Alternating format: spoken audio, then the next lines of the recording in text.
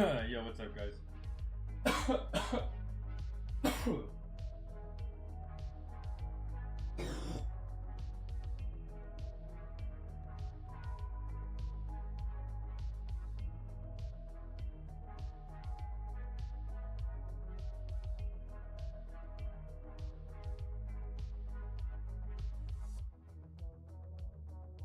Fuck, man. Hope y'all are having a good Tuesday. I'll be there in a second.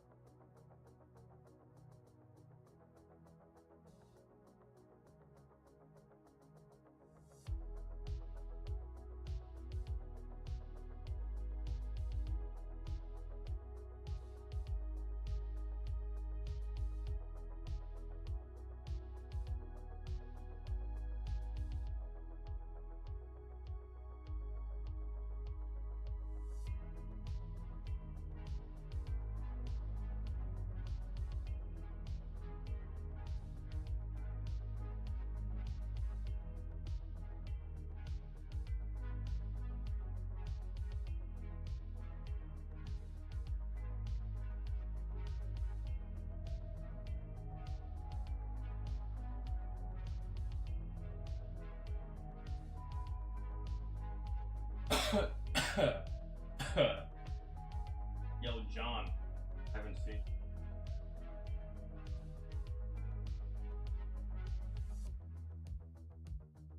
Christian, Umbreon, Kevin, American Brown Guy. It's good. How are y'all? Hopefully you're having a good Tuesday. I had to change it, dudes. It like a combination.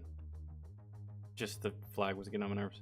It's too big too, it's too bulky. It's like I need something else this size. Just well, I could flip the flag, but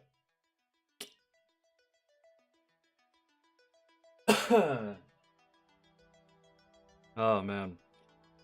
We're not gonna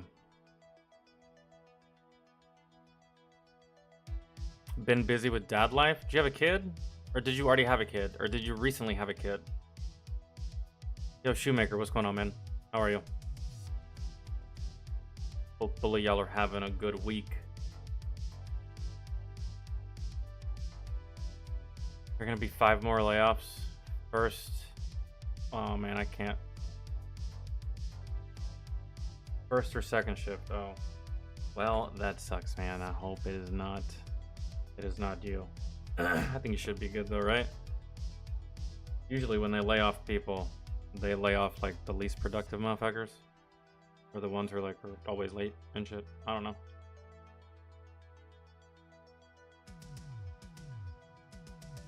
A year and a half and 6 months. Oh, so you had kids recently. I think the last time I talked to you, you didn't have children, and now you do have children. Well, congrats, man. I think it's been a minute since I've seen your name pop up in the chat, so that's crazy. Time flies. How are you liking dad life? I'm not a dad, but I got a little niece that I take care of.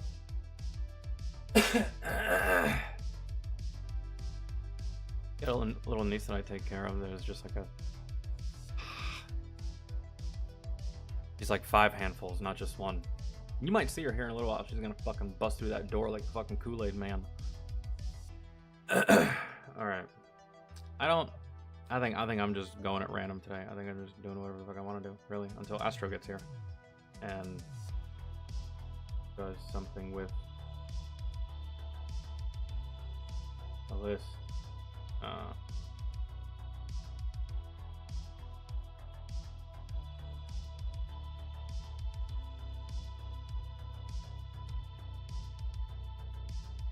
Dad life is an experience.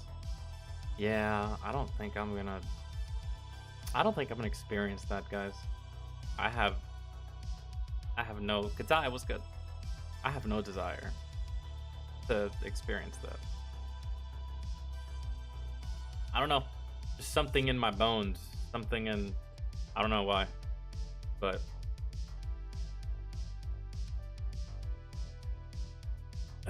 yours are 15 and 12? That's rough. The 15-year-old. The 12-year-old, he might still be good. Or she. That 15-year-old, though. Oh. That's rough. Attitude. Rolling their eyes. Smacking their fucking gums. Bitch. Crazy. You just want to choke the life out of them, but you can't do it. I remember, because that's the way my mom used to look at me. She used to look at me like she wanted to choke me to death. Oh, the daughter's 15.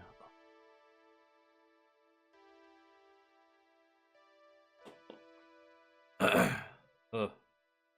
But then again, who knows, man? Your little girl, it might just be an angel, and your son might be the psychopath.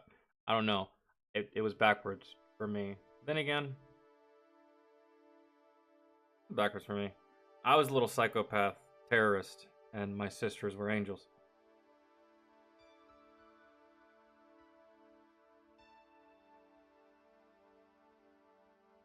They're both psychopaths.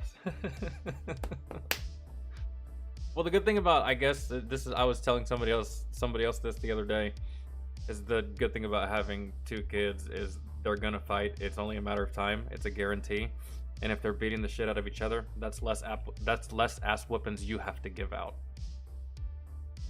Let's just say, like, your son fucked up, but your daughter just happened to beat his ass that day because he pissed her off. You don't even have to beat his ass. Your daughter got it. Pretty much just did it for you. That's how I would look at it. Like, man, heaven forbid if I ever had two sons. Wife's looking at me. Are you not gonna do anything? No. They're gonna beat the shit out of each other. Saves me time and energy. This is gonna work itself out. Trust me. Just let it happen. Fine.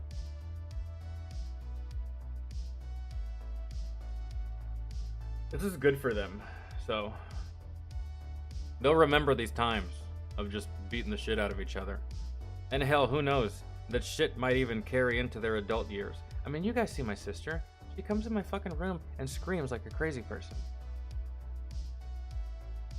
She's 28.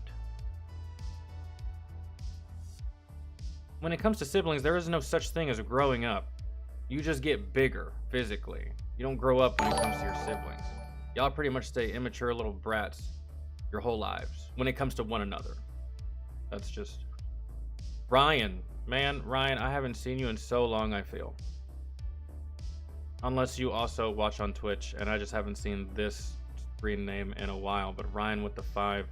Fat Electrician did a video on Roy Benavides that has a bit more info than the Mr. Ballin video. Is that the one we watched, Ryan? I couldn't remember because I've seen several videos on Roy Benavides, but I couldn't remember if it was by Mr. Ballin or if it was by Fat Electrician. But I'm down. And since it's a donation, it's same day request, so we'll do that here in a few minutes.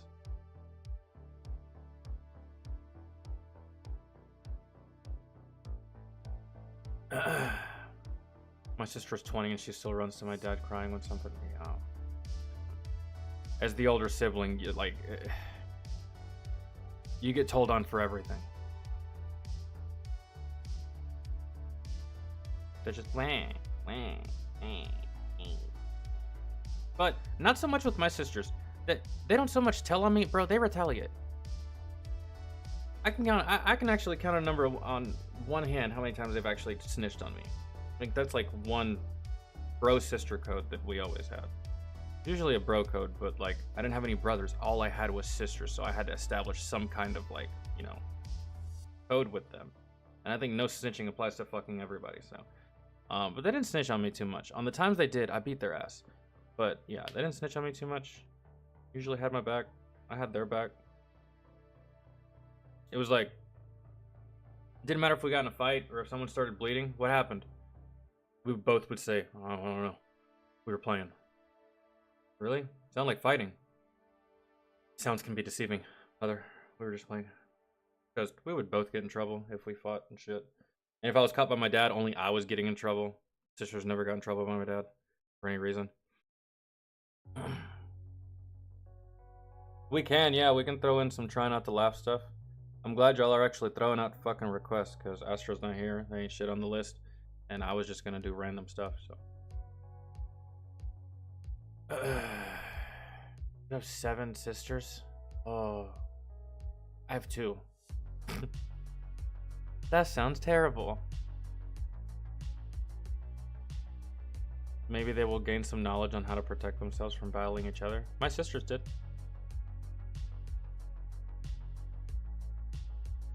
I want to say, and I want to take credit for my sisters never getting their ass whipped by another man. Why? Because I beat the shit out of my sisters when I was younger. Man, I did. And I showed them firsthand just how much stronger males are than females. And so, yeah. They tried me a couple times. And a couple times they actually, like, they tried to tag team me. Really. That just pissed me off even more. That didn't work. I 1v2'd both their asses. And then for some reason today, my sister has like this notion that she can beat my ass because she's bigger than me.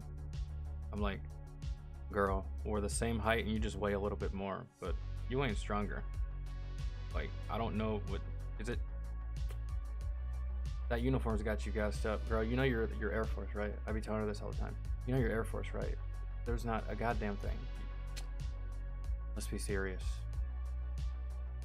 Don't come up with no fucking fairy tales. Stop. Try not to cringe, but I laugh at that. Man, it depends on what the cringe is.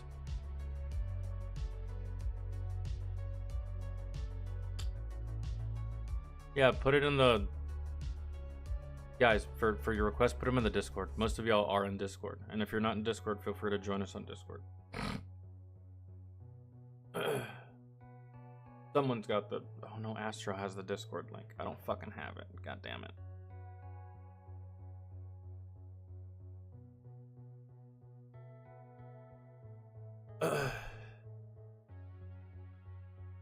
I fought off 3 or 4 of my sisters at once. All my sisters are under 5'5". Oh yeah, that's light work. Like 130 pounds. Oh, that's so easy. Yeah, that's like fighting off children. Yeah, that's the one, dude. My littlest sister, she's about that size. About 5'5", 5'6", 130, 135. 145. She's short and she's like kind of like, my sister is like muscular, man. She's very athletic, right? And she's strong, like really strong. Like if we fought, it wouldn't matter. But man, Lord have mercy on any other girl that tries to fight. Gigi, that's her name. Her name is Gigi. She's just like built, man. Just like a miniature fucking vending machine, just stocky and just like that almost has the same build as like a fucking young Mike Tyson, damn near. Weird. And then my other sister, on the other hand, me and her the same height. Me and my other sister, the one in the Air Force, me and her tower over most people in my immediate family, but not for the rest of my family. Like the family that I have in Puerto Rico, I got a lot of uncles, 6'1", 6'2", 3, 4, 5, big, tall, lanky bastards. So we're not taller than them, but as far as like immediate family and people that we know, me and my sister tower over most of them. So, and especially my little brother. Oh, my poor little brother, because my little brother doesn't belong to my mother. My little brother belongs to my dad with a different mother, and so he's got the Puerto Rican in him, but my dad's like 5'6", and then his mother is Korean, and she's like 5'4". So that poor little bastard will never see over me or my sister. he may be the same height as Gigi or something. That poor dude. He got the worst of it.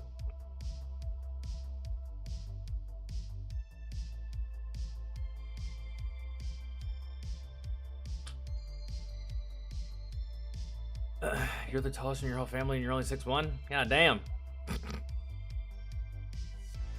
Everyone in your family is short as shit. And I know that 6'1", I'm not 6'1", I'm 5'11". So you're taller than me, but like, if you're the tallest one and 6'1" is the tallest, that means everyone in your family is short as hell. David, what's good? Either short or just average height. Which, what's the average height for males again? 5'8"? What's the average height for females? Is it 5'6"? 5'5"? Can't remember. I feel like Yao Ming when he went back to China. Yeah. I'm not that tall. I'm just, it's 5'11", man. I'm not, I have the type of height that I'm not considered short and I'm not considered tall. I'm like right in the middle. And so, sometimes I'm taller than people. Sometimes people are taller than me. It's a 50-50 one no matter where I go. That's just the height that I have. I'm either taller than you or you're taller than me. There is no in between here, so. Your dad's 5'9" and your mom is 5'11"? Nice. Dad bagged himself a tree. I mean, by those height standards, still, it's a significant difference in height, even though they're both still 5. I don't think I've ever dated a girl taller than me. And not because I haven't, not because of lack of trying, and not because not because it's an ego thing or anything. I've just never met any girls that were taller than me that I just so happened to date. Most of the girls that I've ever dated have either been shorter than me or just as tall as me. My ex was just as tall as me, or my ex-wife was just as tall as me. She was 5'10".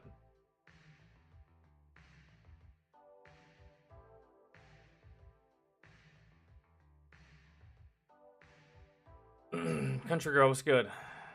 Oh, just talking about height. Height and weight. Well, no, we weren't talking about weight, but I don't even know how much I weigh. Take a guess how much I weigh, and then I'll go weigh myself real quick, and I'll tell you. Take a guess at how much I weigh. I'm 5'11". Just, you know my height. All right, what? I saw something in here that I wanted to do, like, absolutely first. What was it? Oh, you know what? We're just going to do the Fat Electrician video. I don't know if we've seen the Fat Electrician video on Roy Benavidez, but how long is it? I don't think any girl I've been with has been over 5'8". Yeah, dude.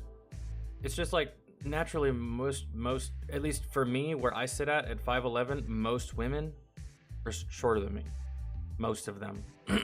The only females I might stumble across that are taller than me is if like I'm in a gym somewhere and there's like volleyball players or basketball players. Most of those females are naturally going to be either just as tall, if not slightly taller than me. Especially those long-legged ass volleyball players. But aside from that, like, yeah, most of the females I've ever encountered just shorter than me. I'd say 150, 160, 165. Definitely not 185. Just that, I wish I weighed 185. There's no way.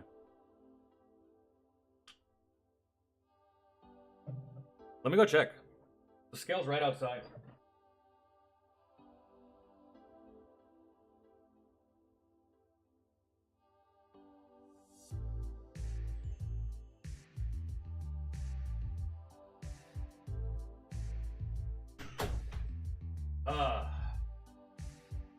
Was it again?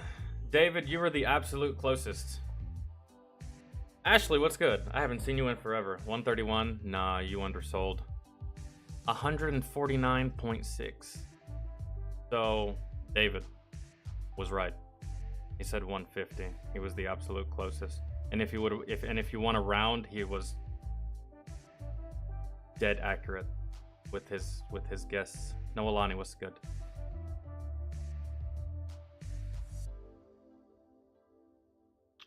Yeah, I know, Ryan, but how long is it? That's what I want to know. Hopefully, it's not an hour, is it?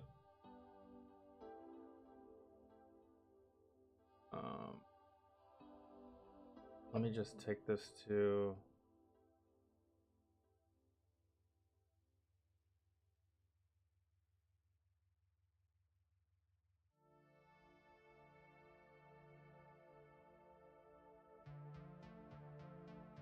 Well, since it's that long and I've already seen. Oh man, I wish there was like. Is it that long? I wish there was timestamps. Because I've seen multiple videos on Roy Benavidez. It would be so beneficial if I could just like skip to the parts of the new information that I may have missed. Right? Hold on, I gotta close this.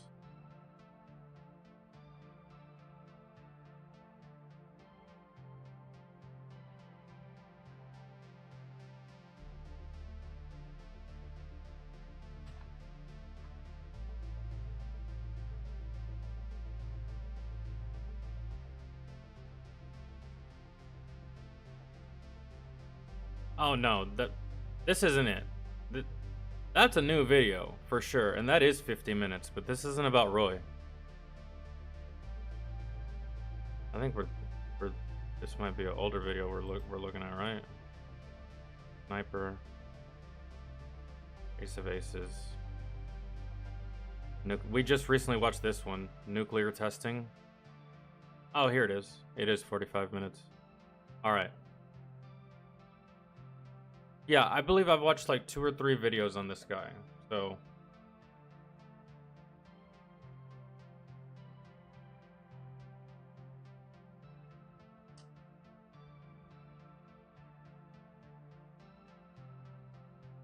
there was something in here that I missed.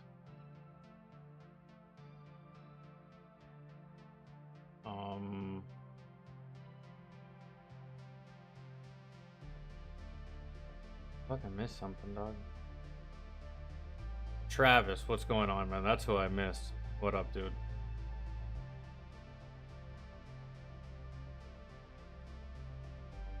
Wait, what? You were just in Target and you got passed by a mom and her daughter that were 6'7"? Dude, as someone who's tall, right? Not myself. I'm just asking.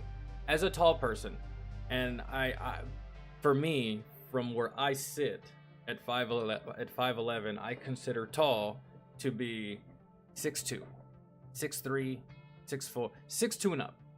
That's tall to me, right? For all of you that are 6'2", 6'3", 6'4", 6'5", does it ever get annoying when people are like, "Do you play basketball? You should play basketball. Why are you not playing basketball?" Or something like that. Have you ever heard that before? I'm sure you have. There's no way you haven't, man. Because I remember when I was in fucking middle school and we were just playing some kind of baseball fucking game with like some stupid rubber ball and like a wooden bat, and there was bases, and gym coach was out there. And I was just fucking hitting bombs, and it was just stupid to me. I was like, this is dumb. I was like, none of these kids know how to play this game. And the coach was like, "Hey, do you play baseball? You should play baseball. Yeah, I'll take you to a baseball field. Like, you're really good. Do you want to play baseball? Do you want to play baseball?" I'm like, calm down, bro. Yes, I already play. I'm fine. I have a coach and everything. Just step off, man. Fuck. I can only imagine, man, for like tall people, that's just like hella fucking annoying. Like, bro, go away, man. I may be tall, but one, can't fucking dunk. My fucking hand-eye coordination, not that great. I'm not really that good at fucking dribbling, and I got shit to do, bro. Like, and the people that be saying that shit, like, you should play basketball. Why don't you play basketball? You're tall, so that means you should play. There's only like 700 people in the NBA. Is it 700 players? 600 players? Bro, it's less than 1,000 players in the NBA. Less than 1,000. And how many kids go to college per year? More than 1,000. How many people in this country? More than 1,000. It's just like, bro, be realistic. Not every tall person is gonna go pro. Like, people just be weird about that shit. I'm sure that gets fucking irritating. So. What's the worst part of the locker room? The immediate thing. No, not so much for the NFL, man, because like, you don't have to be tall to be in the NFL. Look at Wes Welker. Look at fucking what's the other wide receiver that played for the Patriots that's like hella Julian Edelman. Man, these guys are like fucking 5'10". Some of them are 6 foot, right? 6 foot to me, I'm 5'11". I'm like almost right there. Not that tall to me, right? Obviously, the offensive line and the defensive line, they got to be tall. Your quarterback's kind of has to be tall too because he has to see over the O-line. But I've seen a lot of NFL players that, bro, they're not that big. Like, they're just really fast and really athletic, and they can probably jump over a building, right? So it's more so basketball where height is more imperative. I feel like height is more imperative in basketball than it is in football for certain positions. I feel like height is imperative for basketball for every position. Height can be discarded for certain positions in football. At least from what I've seen from both sports. So now weight is important in football, more so than basketball, unless you're a fucking behemoth like Shaq. But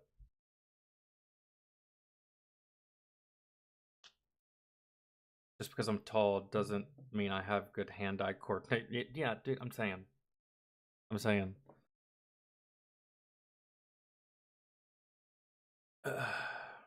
You like hockey because it's violent?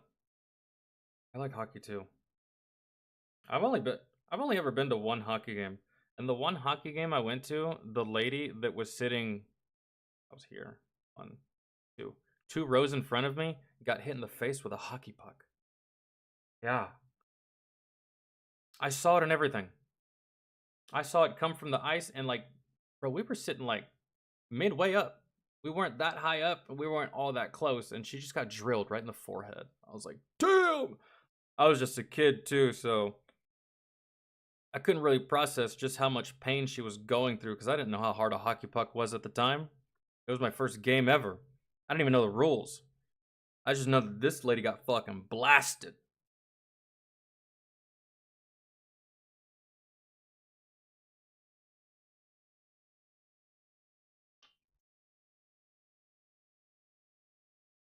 $450 players. Yeah. Yeah. That's what it, something like that. It was less than 1,000, less than 600, something like that. Not that many. 450 players, and every tall person you see, you think they're going to the NBA. Brain, bro. Crazy. That popped up in my head was all the acts. You can't be John Rambo, the action hero that was an All right.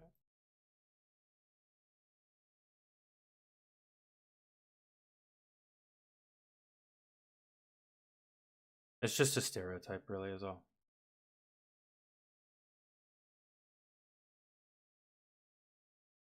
I never really got into sports unless I was playing football or basketball. See, that's the thing, man. When I was younger, I hated watching sports because I would have much rather played it. I didn't want to watch it. I wanted to play it. And then now I don't care about anything. I don't care about any sport except the only sport I care about is baseball. And that's like loosely too because I only watch baseball in October. October is when the playoffs start. So I pay attention in October. I wait for the Braves to blow it, and then I stop watching. That's if they even make the playoffs. And if they don't make the playoffs, I won't even watch like the AL or the NLCS. I'll just wait to the World Series, watch all 7 games, call it a year. That's it, really. I ain't got time to watch all 165 games. That's madness. I don't. unstoppable. Oh shit, hold on. All right, we're gonna start this.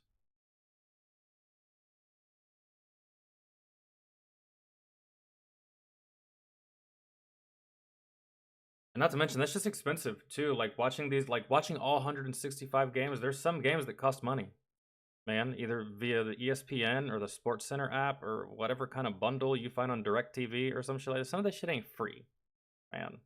And it's just like, nah, man. If I'm gonna pay for anything, I'll just wait for October. That's it. And then, for some odd reason, this is like a weird thing about me. Anytime I ever stay at a hotel, I only watch two things, and I watch it in a very specific order. As soon as I get to the hotel, whatever hotel it is, I put on Sports Center. And Sports Center stays on the TV until I get ready to go to bed. And then when I get ready to go to bed, I switch it to Cops. And I fall asleep to Cops. Mind you, I never watch these two TV shows outside of a hotel. I only watch them when I stay in a hotel because that's like two constant things about any hotel: Sports Center, the nudie channel, and Cops. And so that's what I do. Really, it's almost like a relaxing thing for me. John Rambo, the action hero that was an unstoppable, unkillable Green Beret from the Vietnam War that went into battle with nothing more than a big knife. This video is not about him. It's also not about the man that inspired that character. That was Audie Murphy. This video is about the real Rambo, the actual man that was inspired to join the military because of Audie Murphy, that would go on to become a Green Beret and go into combat against 1,000 men with nothing more than a big knife. And he's one of the most soft-spoken people you'll ever hear. I swear, when I heard this dude speak, he doesn't sound anything like his exploits, like what you think he might sound like. No, he sounds like the nicest guy on the planet. Today we're talking about Call Sign Tango Mike, aka that mean Mexican Master Sergeant Roy Benavidez. This video is brought to you by Delete Me! I thought you'd I never don't think ask. you can say that Two this anymore week, in the huh? military. I think Which they're one too was I supposed to sensitive. use? I mean, either. I'm pretty sure you're getting called in to fucking... Oh, Lord. I think your girl does that on purpose. Alright. I gotta... Go back. August 5th, 1935, Roy's Nope, I didn't go back far enough. Born on August 5th, 1935, Roy's first memory in life was attending his own Candy, what's up, man? father's funeral after he had passed away from tuberculosis when Roy was 3 years old. 1 year later, Roy's mother would remarry, and 9 months after that, she would give birth to Roy's new half-sister. And from that moment on, Roy was essentially on his own. His parents gave all of their attention to their new daughter, and Roy and his younger brother Rogelio were kind of neglected. 2 years later, Roy's mother would develop a cough that would get progressively worse and worse, similar to how Roy's father had. Roy's mother now had tuberculosis too. And while she was on her deathbed, her husband, Roy's stepfather, would inform her that he would absolutely not be raising another man's kids. And 6-year-old Roy overhears this. He's terrified. He has no idea what's going to happen to him and his younger brother Rogelio. He's already lost his dad, he's about to lose his mom, and his stepdad doesn't want him, and that's the only family he's ever known in his entire life. On the day of his mother's funeral, his stepfather tells him and Rogelio to pack their things. They're going to go live somewhere else. They load up in the car, go off to where the funeral's held, and at the funeral, a man comes up and introduces himself as Nicholas Benavidez. He is their father's brother,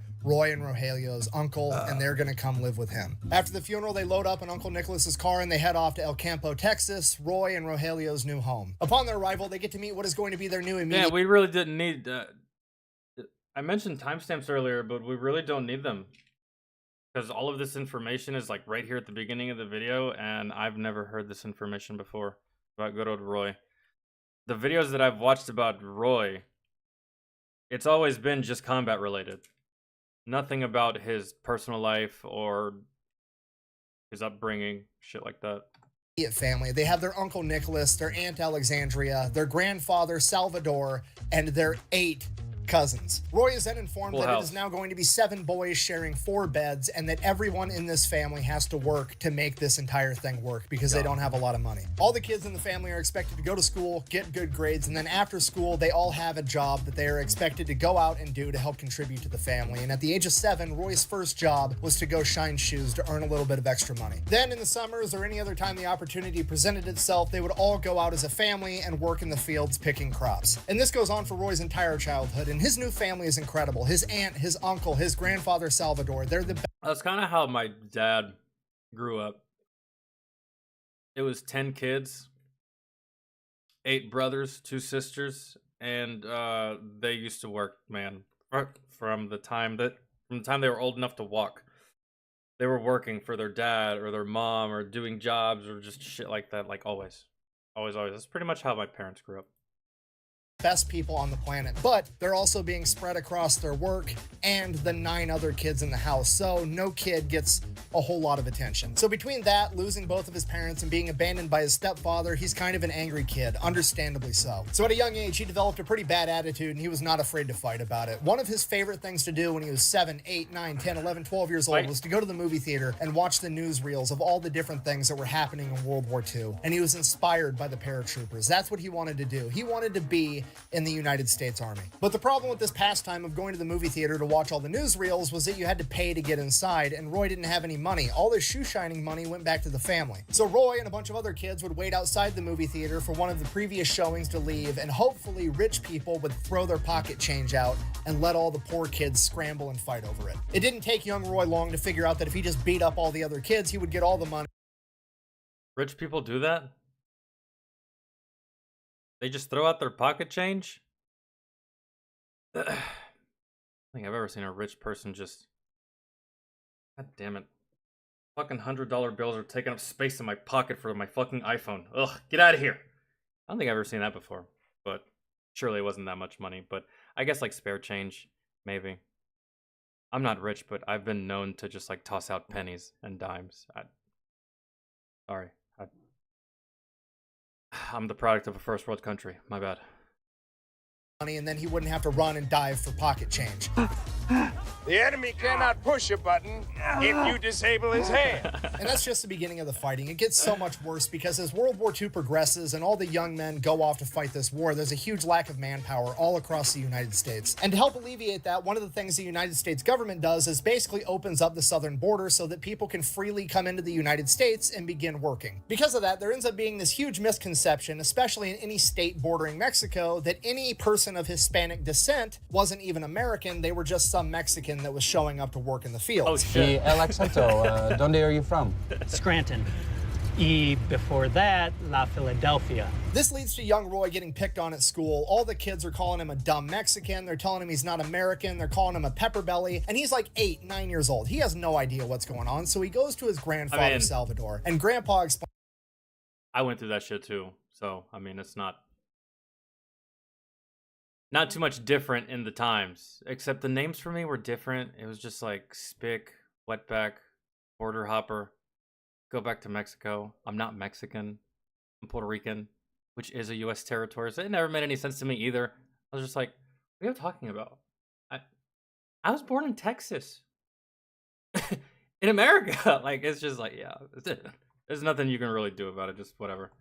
Explains to him, Roy, the Benavides family fought against Mexico to gain their independence, just like any white person's ancestors fought against Great Britain to get their independence. Your mother was Yaqui Native American. You are just as much, if not more American than anybody else. The Benavides family name is Mexican, but we are Americans. You have multiple cousins fighting for America in the war right now. Don't ever let anybody tell you that you're not American, which is a great sentiment. I love it. However, what young, angry Roy honed in on was they fought for it. From this point forward, anybody that wants to make fun of Roy has a fight on their hands, and they almost never won because Roy, at the age of 9, 10 years old, has been working in fields and shining shoes after school every day for years. And he had hands. Way above the average level of toughness for a young man. And Roy wasn't even that big of a kid. If anything, he was smaller than average, but none of the bullies were bigger than him either once they were looking up at him from the flat of their back, which is always where they happen to find themselves eventually. Now, it's also important to mention that Roy, while he does have a temper and he's not afraid to fight about it, he does have standards. He was being raised right by his aunt and his uncle and his grandfather. Roy would not hit a girl if a girl made fun of him. He's a good kid. But what he would do is when they went out to recess, he would kick dirt at her until her brother or her boyfriend came to stop him, and then he'd beat the shit out of that guy. Hello, how are you? And this goes on for Roy's entire childhood. He's always getting fights. He struggles in the classroom academically, but listen, I won't hit you, but I will hit the fuck out of your protector. Go get your brother, you little bitch. Oh my god. Someone has to pay for your fucking sins, lady. I don't know who it's gonna be. Go get your brother, your uncle, your dad, somebody. Like, that's great. Outside of school, he does work super hard to help provide for his family. He still loves going to the movie theater, watching all the newsreels about World War II. He still wants to grow up to be a paratrooper, and he Newsreels, man, this must have been a long time ago. Is it like actual newsreels, like from the news? Or is it just like this time's equivalent of trailers for us? Newsreels. Yeah, I guess they were showing like actual news clips and footage of what was happening around the world. I guess they showed that instead of showing trailers for other movies. Part of the American propaganda that drum up hype for the war and drum up support and shit like that. If they're always putting it in front of your face, right? So, yeah. These days we just have trailers. I wonder when they did away with that. Probably when they no longer needed propaganda for the war. Every country uses propaganda. But yeah, maybe that's probably what it was. He also loves hanging out with his uncle and his grandfather Salvador. And his grandpa had all these amazing stories that he would share with him, and all these stories had some underlying meaning or some lesson that Roy needed to be taught. And his favorite story was when his grandpa was younger and he was a cowboy, and he was on this trail, and another cowboy had fallen off his horse down onto a cliff face and he was stuck. And Grandpa Salvador stopped, took his belt off, and lowered it down to help pull this cowboy up and saved his life. And the moral of that story was, when somebody needs help, you help him. And all this keeps going on until he's about 14 years old and he drops out of school. He's not going to go to high school. He's just going to go get a full-time job and help support his family. So that's what he does. He goes out and he starts working at this local tire shop. Uncle Nicholas, realizing that Roy is going to be a man soon and that getting in fights like he does is going to have real-world repercussions, figures that he needs to help Roy get over that somehow. So he encourages Roy to start amateur boxing, and Roy is incredible at it. He makes it all the way to the state tournament his first year of doing it. While there, he ends up losing his very first match, and in the locker room after his fight, the young man that had just beat him comes up and wants to shake his hand now that they have their gloves off, and Roy's anger and temper gets the better of him, and he ends up fighting this kid in the locker room, wrestling him into a stall and shoving his head into a toilet. After Roy does that, all the other coaches, all the other fighters, Roy's coach, all look at him like, what the fuck, dude? And they're all disappointed. And it was the first time in Roy's life that he felt ashamed and disappointed in himself. And this is where Roy really starts to get a lid and a grasp on how to control his anger. After that, Roy gives up amateur boxing and just continues working full-time at the tire shop. And that's when his boss, Mr. Haddock, the tire shop owner, also kind of becomes his father figure too, because he works with him and he's around him so much. He just becomes that older male role model that Roy has always kind of been looking for. And he continues to help Roy mature and get a better grip on his anger and more control of himself. And this goes on for a couple of years. And then one day when Roy is 17 years old, a recruiter from the Texas National Guard comes in and wants to hang up a flyer at the tire shop for anybody who's interested in joining the Texas National Guard. And on that flyer was none other than Roy's role model, Audie Murphy, the most decorated soldier of World War II. You see, this is right in the middle of the Korean War, so Audie Murphy, the World War II war hero, had joined the Texas National Guard to help with recruiting, and he was also going to train the next generation of soldiers. And at this point, Audie Murphy's the shit. He's got an award-winning book, he's an actor, and when he's acting, he's playing the role of himself in movies, and he's being told by directors, hey, I know you were there and you're literally just portraying the shit you did, but you need to tamp it down a little bit because it's so unrealistic, nobody's gonna believe this story. This is a Texan that was rejected by the Marine Corps for being too small and then went on to be the most decorated soldier of World War II, earning No need to request it. We've seen the story of Audie Murphy.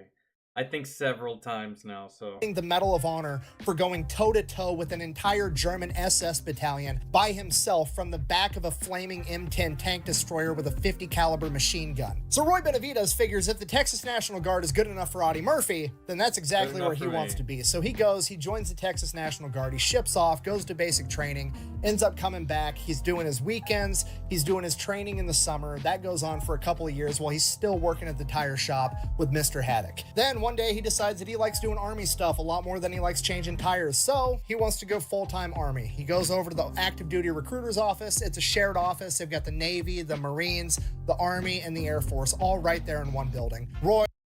It's still like that to this day. What is this, 40s, 50s? It is still like that. It is still like that to this day. Ladies and gentlemen, in my hometown of Columbus, Georgia, when you go to the Army recruiting station, before you open the door, look to your right. There's the Air Force. Walk over to that door. look to your right. There's the Navy. Walk over to that door. Look to your right. There's the Marines. Back to back to... That shit has not changed in fucking decades. It's still like that today.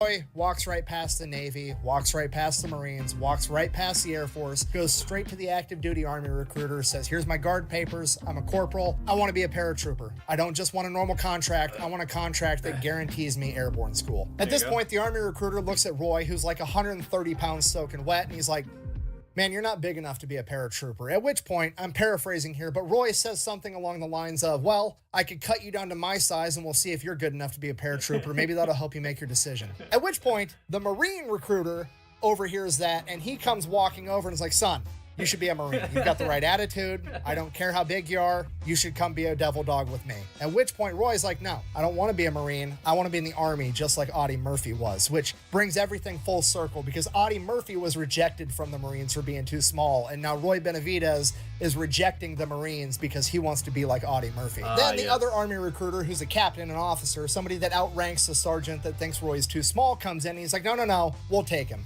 Come with me. So they go, they start doing the paperwork, and Roy's like, okay, I'm a corporal in the National Guard. I've already been through basic training. I wonder if that's still the standard today.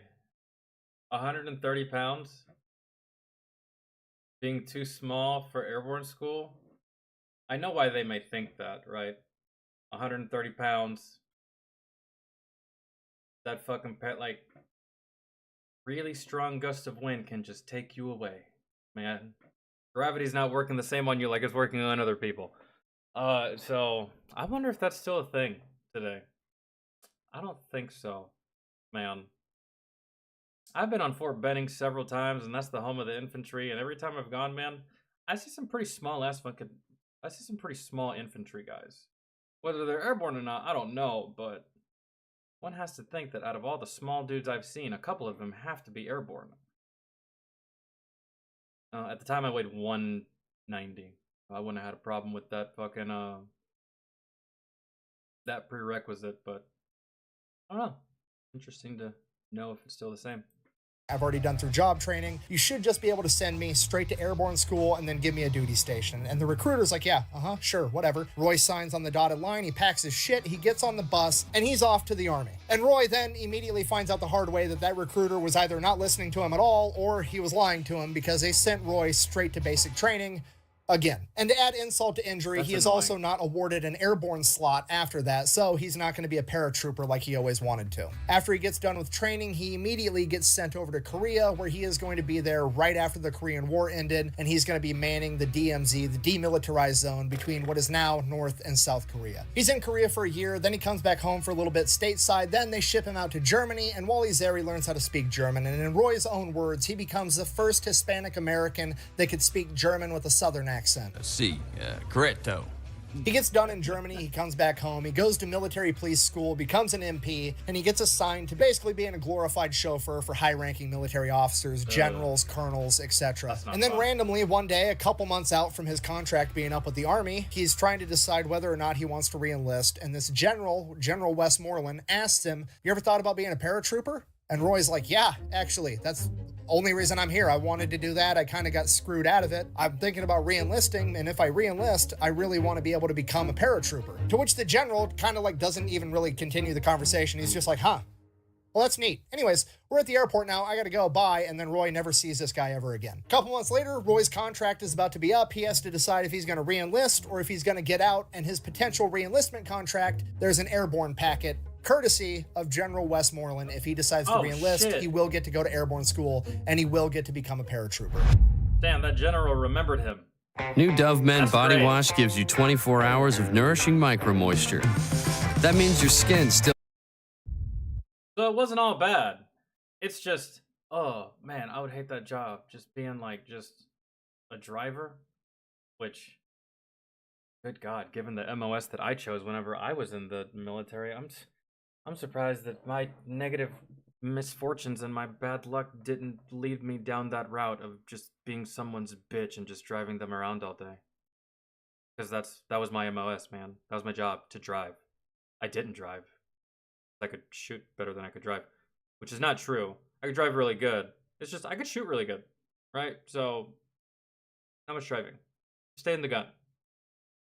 But man, now that I think about it, that could have gone so much worse. Instead of deploying twice, I could have just been someone's bitch. Ugh. Like, hey, I need a driver. Go find me an 88 Mike. Where's Falcon? He's not doing anything. Man. That's what he does. He goes to airborne school, gets his jump wings, becomes a full-fledged paratrooper, and then he gets Yeah, I got screwed out of jump school too, but I didn't get like a second chance to go back, so. stationed with the legendary 82nd Airborne Division out of Fort Bragg. I mean, Fort Liberty, sorry. Okay, Yeah, we're not doing that. I'm still calling it Fort Bragg. That other shit's stupid. sidebar. Look, I don't care if we're going to be renaming stuff every once in a while. That's completely fine. However, name it after a war hero or something. Don't just pick a generic term like Liberty, okay? I don't need Fort Liberty. I don't need Fort Life. I don't need Fort Pursuit of Happiness, okay? Quit doing generic shit and name it after an actual badass war hero. Anyways, Roy's Yeah, I'm gonna stick with Fort Bragg because I ain't no bitch. So that's that. Hell yeah. at Fort Bragg, Fort Liberty, North Carolina. He is with the 82nd Airborne. During this time, he's training, he's working, he's doing his thing. He also ends up meeting his wife, and he goes about this the old school way. He has to have chaperone meetings with her until he earns enough street cred to finally be able to sit on the front porch of her parents' house with her. Her name is Lala. They get married, she ends up getting pregnant, things are going exactly how they're supposed to go. And then in 1965, Roy gets deployed to Vietnam at the age of 30. Roy gets sent over there as an advisor. He's going to be training the South Vietnamese in how to fight back against the North Vietnamese and hopefully prevent the spread of communism. That's the plan. So he starts training these guys, he's working with them, and it gets to the point that he has to end up going out on some of these missions with them because they need a leader. They need somebody with more experience to go out and show them how it's done. And he does that multiple times. And then one day he's walking through the jungle and all of a sudden, hell breaks loose.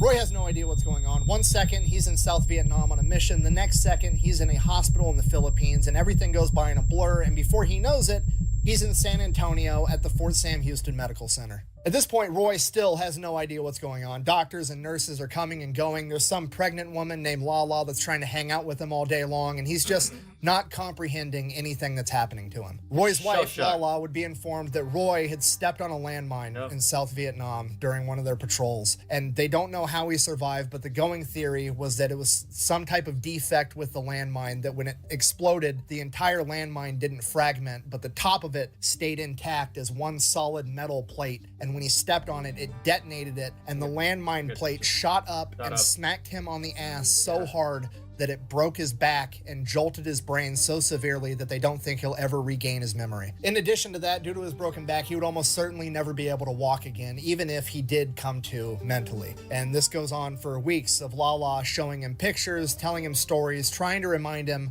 of who he was. And then one day, he just wakes up. He snaps out of it. He's sitting in a rehab room at the hospital by himself at a table, and in front of him, there's like the child's toy, you know, the big rectangle with like the cylinders and the squares and the triangles, and you shove each one through the corresponding shape. He's sitting there with that in front of him, and the PT person is like, "Can you put the shapes through there, Roy?" And he's like, "Yeah, obviously I could put the shapes through there." And they're like, "Well, why don't you go ahead and do it?" He's like, "What, am I applying to get into the Marine Corps? Like, what is happening right now? Why do you think I can't do that?" And they're like, "Well, just go ahead and do it." So he does it, and he's like, "Okay. Obviously, what is happening right now?" They then explain to him that he has been unable to do that for weeks every single time they've got him to try, and Roy is just like literally snapped out of it like that. He's 100% mentally all there. He just doesn't remember the accident itself. He remembers everything else. So Roy's back. This is great. Now he just wants to get back up on his feet. He wants to keep serving in the army. He wants to keep jumping out of planes. He wants to go back to Vietnam and be with his guys, and that's just how Roy is. So he demands that they start giving him physical therapy. I wonder what kind of medical phenomenon that would be considered. Like, you're pretty much, short of a coma, you're pretty much a fucking vegetable, damn near, and then you're just back to normal. That's wild.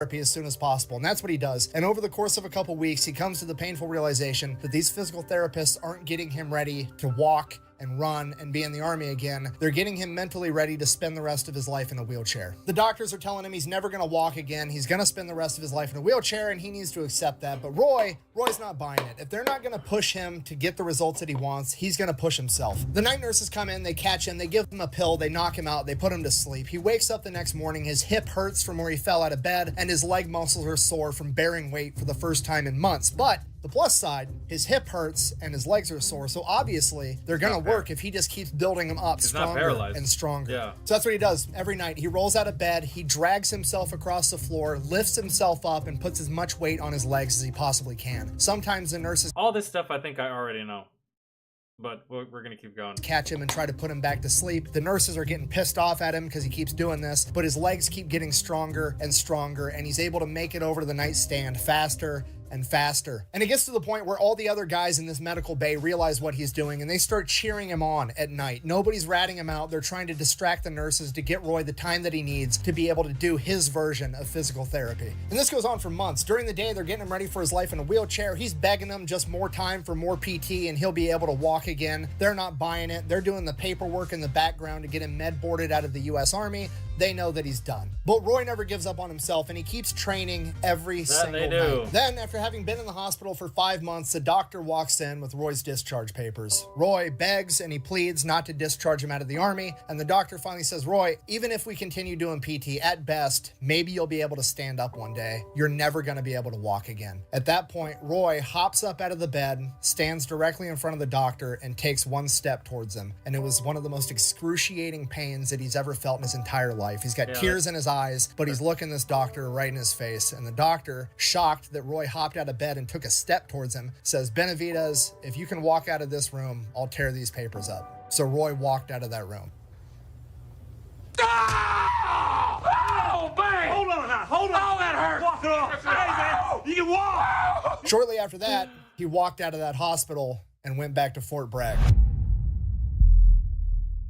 Obviously, he gets assigned a desk job, but despite that, Roy's going to do the best job he can no matter what tasks they give him. So he crushes that job the best he can, and when he goes home at night, he continues to train. First, he starts walking a couple miles a day. Then he's walking 5 miles a day. Then he's running 5 miles a day. Then he's running 10 miles a day and doing 500 push-ups in a single day. Every day. And he works himself up to being just as fast, just as strong as he ever was. And then, since he did such a good job at that desk job, he kind of figured out how things worked. And then wouldn't you know it, one day, out of the blue, Roy Benavidez's name ended up on a manifest to do one of the jumps for the 82nd Airborne's training. Not just one manifest, but 3. Jesus. Roy did 3 jumps in a single day after having broken his back. What are the odds of that? What are the odds of that? He was fucking fiending, bro. Fiending so hard, man. Like, but he had to make a choice, really. Like, I'm thinking of just like a normal injury. I don't know, man. I was injured.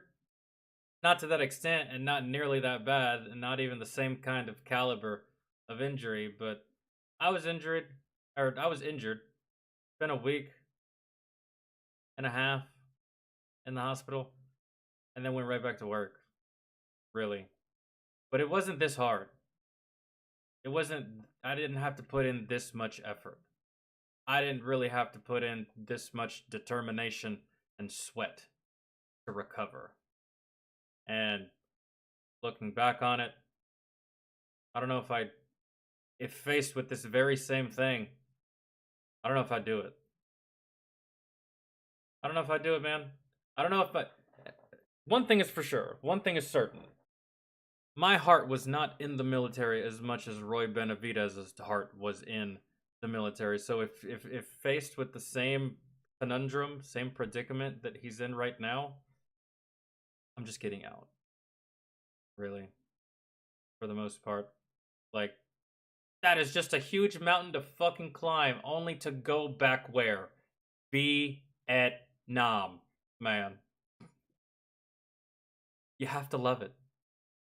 You really do. After having done that, Roy sits back, relaxes, reflects on his achievement. No, I'm just kidding. He goes out and decides that he wants to become a Green Beret now. So he goes off to Special Forces selection and he makes it. He passes. He becomes a Green Beret. There's a lot of stuff that I did in the first 20 minutes that I didn't even know that wasn't covered by other channels in videos that I've watched before. So a lot of all of that before he became a Green Beret. For the longest time, I thought that that's where the story started. He just became a Green Beret. But On one hand, absolutely incredible. It is almost unbelievable that he's able to accomplish this. On the other hand, it's obvious that he was going to be able to accomplish this, right? Because if you don't know about these special forces groups, it's never like the fastest, the strongest, the freak athlete that ends up making these special forces units. It's always just that tough farm kid that you're going to have to kill to get him to stop. It's that person that's never going to quit. And if there was ever a embodiment of that archetype of person, it's Roy Benavidez, okay? Homie stepped on a landmine and literally walked it off. Of course he had what it took to become a Green Beret. That's just to get selected to be in the unit though, so then he has to go off and get all of his other training. He becomes a linguist. He gets Not many people can do that, man. And I'm telling you right now, I'm pretty honest and pretty humble. I don't think I could do that. I think I would call it a day right there, man. Stepping on a landmine and living to see the next day, that's enough for me. That's enough military, that's enough combat, that's enough exploits, that's enough stories to tell people in the future. Okay, that's it. I don't think that. No, yeah, it's like a different breed of person, like a different breed of soldier, different breed of human. Because most people, bro, in this situation, they just be like, all right, but I did it, I tried, shit happens, I got hurt, let's go try something new. But yeah, I think that'd be me. I don't think I would go through this whole ordeal. gets cross-trained as a medic. He gets trained on every heavy weapon system. He becomes trained in military intelligence, the gathering of information. So he gets done with all this training, then he gets orders that he is going to be deploying to Central America. Here's the problem. Roy doesn't want to deploy to Central America. Roy wants to go back to Vietnam. So Roy goes back to that very same office that he worked in for a little while he was training before he became a Green Beret, and wouldn't you know it, somehow or another his orders got changed and he was sent to Vietnam instead. It's me. But Roy wasn't just going to be going to Vietnam, he was going to be going to other countries neighboring Vietnam, like Cambodia. Roy was part of MACV-SOG. Okay, real quick, for those that don't know, MACV-SOG at this point in time is America's premier top secret special forces group, okay? They take all the best... Is it the 50s version of MARSOC? I'm guessing that's what it is. Point in time is America's premier top secret special forces group, okay? They take all the best guys from all the other special forces, the Army Rangers, the Marine Raiders, the Green Berets, the Navy SEALs. They take their best guys and they put them in this unit together as like America's special forces dream team. Yeah. Basically, they're the ones doing all the stuff that America's not doing. You know, this group is so secretive that nobody even knew that these guys existed until like 30 years after Vietnam. Okay, SOG, everybody thinks it stands for Special Operations Group. That's not what it stands for. It stands for Studies and Observations Group. And they did that on purpose because they wanted it to sound like some nerd shit. That way, if a politician or a high-ranking officer that wasn't supposed to be in the know read that on a document, they weren't going to ask any questions. During Vietnam, these... Also, plausible deniability. Like, we didn't send trained fucking operatives and killers to your country. We sent a study group, an observation. We didn't attack. What are you talking about? Yeah. When in reality, these guys went in there and fucked shit up. So these guys had a 150-to-1 kill-death ratio. Yeah. For every MACV-SOG member that went down, 150 enemies went down first. And they do all kinds of different crazy stuff during Vietnam, but when Roy gets linked up with them, they're working in Cambodia. Okay, real brief, oversimplified version of what's going on here. You have the NVA, the North Vietnamese Army, and they are trying to... It's so funny, bro. You got a 150 KD. In real life, you're a badass. You have a 150 KD in a video game, you're a cheater. supply the Viet Cong, the guerrilla fighters in South Vietnam, with a bunch of supplies. Now, they have two options. They can punch through the front line, fight through all the American defenses to deliver these supplies. Doesn't sound like a very good time. Or they could cheat. They could just cut right over into Laos and then travel through this neutral territory with no resistance and then travel into Cambodia, more neutral territory with no resistance. Yeah, I don't think that's cheating, man. I just think that's just solid, decent strategy.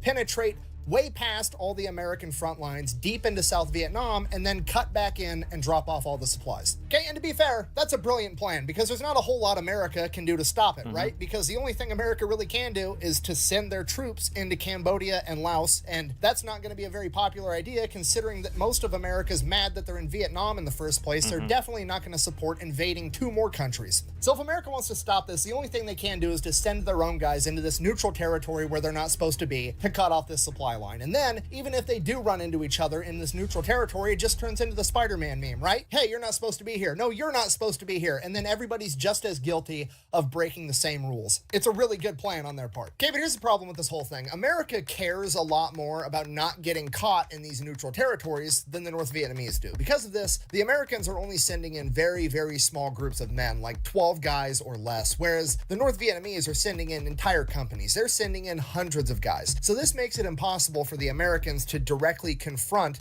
the North Vietnamese. So rather than confronting them, they start stalking them. They start tracking them down and following them, writing down what their most commonly used paths are, what they're dropping off, where they're dropping it off. They try to memorize all their different routes. They try to figure out anything and everything they can about their operations inside of Laos and Cambodia. So that goes on for a while, and then somebody gets the bright idea of like, hey, we know where all the enemy's ammunition is. What if we just snuck in a bunch of defective ammunition that blew up when they tried to fire it, and then it would not only A, take care of some of the enemy troops that got messed up from, you know, a howitzer round blowing up or ammunition blowing up or defective ammo, and they go and try to get into a firefight, then the Americans are guaranteed to win. There's that aspect, but then there's also the psychological aspect of the enemy isn't going to trust their own supply line anymore. So then that goes on for a little while, and then eventually the North Vietnamese and the Viet Cong figure out that the Americans are doing this, so they start sending out their best guys, their equivalent of Mac VSOG, and they send them out into these neutral territories to try to hunt and kill the American Mac VSOG operators. Because of that, the Mac VSOG casualty rate goes up, and at one point it was actually reported as being a 100% casualty rate. If you were in Mac VSOG during this era, there was a 100% likelihood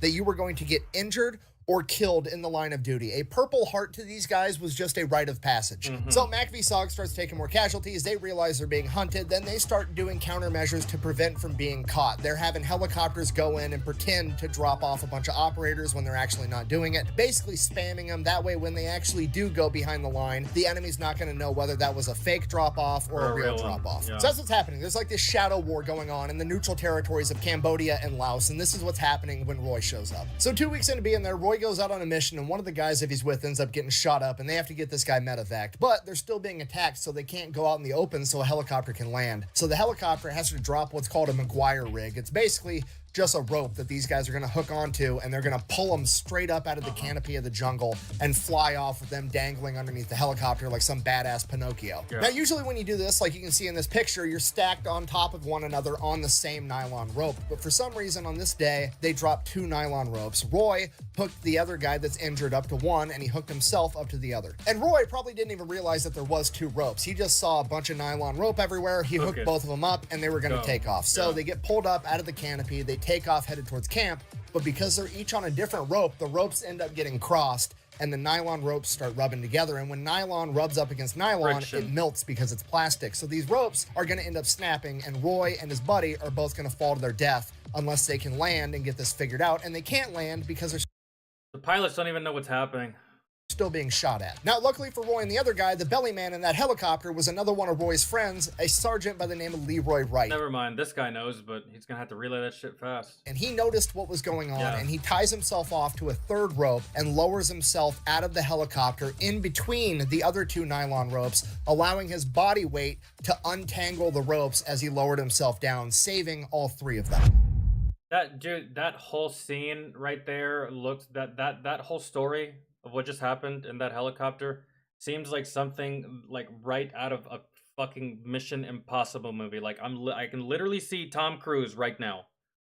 What the fuck? That's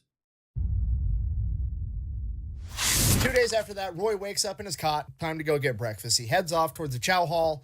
He's making his way there, and everything just starts scrambling. There's radio transmissions coming in saying it's a Daniel Boone tactical emergency. Daniel Boone is the name of the operation in Cambodia. You're not supposed to be saying that over the radio, period, which means that shit has really hit the fan somewhere. Everybody around him starts scrambling. Helicopters start going out and helicopters start coming back in all shot up with injured men on them. And Roy goes up to one of these helicopters trying to figure out what's going on. And the door gunner in this helicopter falls out, and it's a 19-year-old kid that Roy remembered they just celebrated his birthday like a week ago. And this kid falls into Roy's arms and dies on the spot. Yeah. Roy asks the rest of the helicopter crew what's going on, what's happening, and they tell him that there's a team out there that's getting overrun by hundreds of NVA. So Roy continues to ask him, what team? Who's out there? Did you pick them up? Are they here now? What's going on? And they go, no, we couldn't get close enough to pick these guys up. They were so overrun and we were taking too much fire from the helicopters. We don't know who it was, but it was the big black dude that saved you the other day. And Roy immediately knows they're talking about Leroy, and his entire team is still out there. So Roy asks them, are you going back out there? And they said, yeah, we're going to go back out there, but we're not going to be able to land. The only thing we're going to be able to do is drop ammunition out of the helicopter above them so they have ammunition to keep fighting. And to Roy Benavida... And whatever. I mean, you could rappel down, or they can drop you a couple of clicks away, and you can hump your ass there. Chances are you're going to brave all this enemy fire, and they're just going to drop you right in the middle of it with all the fucking ammo. It sounds an awful lot like somebody needs help. And with that, he runs over, grabs his medical bag, jumps in the helicopter, and they take off. A couple minutes into the flight there, Roy realizes that in his hurry to run and grab his aid bag so that he could help, he made a mistake. A really, really big mistake. He forgot his gun. God damn it! He is now in a helicopter flying into combat with no gun, no food, no water, no grenades. He literally has an 8-inch recon knife and his aid bag, and that is it. Despite that, Roy is still determined to help these guys. So they get there, they drop the ammunition out of the side of the helicopter on top. I'm just thinking, because I know what happens here. I know where this story goes. He gets on his level 100 colonel shit, bro, from like fucking Battlefield Friends, and he runs through this fucking jungle just slaying people with this fucking knife. And what's funny about that is he's fighting Vietnam enemies, man. Guerrilla tactics, guerrilla warfare, CQB, jungle warfare, right? I can only imagine if Roy Benavidez took his knife against the Taliban, because for some reason, just from the outside looking in, I feel like the Viet Cong and all of them were just far superior fighters to the Taliban and Al-Qaeda and all these fuck-ass insurgents that fight in cowardly-ass ways. So, man, I can just only imagine the havoc he could have wreaked in Afghanistan. Because look at the havoc he wreaked in Vietnam. Top of these guys, and then they fly off, and Roy says, get me as close as you can and land this helicopter so I can jump out. And they get... I knew it. Just, yeah, as close as fucking possible. Danger close, yeah. Do it. Get him like 150 yards away from where this team is injured and pinned down. And Roy jumps out of the helicopter. 100 yards, man. 150 yards, bro. To a fucking machine gun, like a 50 cal or some shit like that. Or a minigun, that's point blank. 150 meters. And starts running towards them. He makes it 10 steps, gets shot. But I don't know what kind of heavy firepower they have on the other side. I'm just saying, that's so close, bro. Y'all might think, oh, bro, it's 100 meters. That's like a football field. Man, that... 100, you might as well be standing in their face. Drops him. He got shot in the leg. He tells himself that he tripped and landed on a thorn bush, and he's not actually shot, but he knows he's shot. He keeps running towards him, and he makes it another 50 yards, and he gets shot again. This time, it's a glancing blow to his helmet. He doesn't know that yet. Maybe he got shot in the head.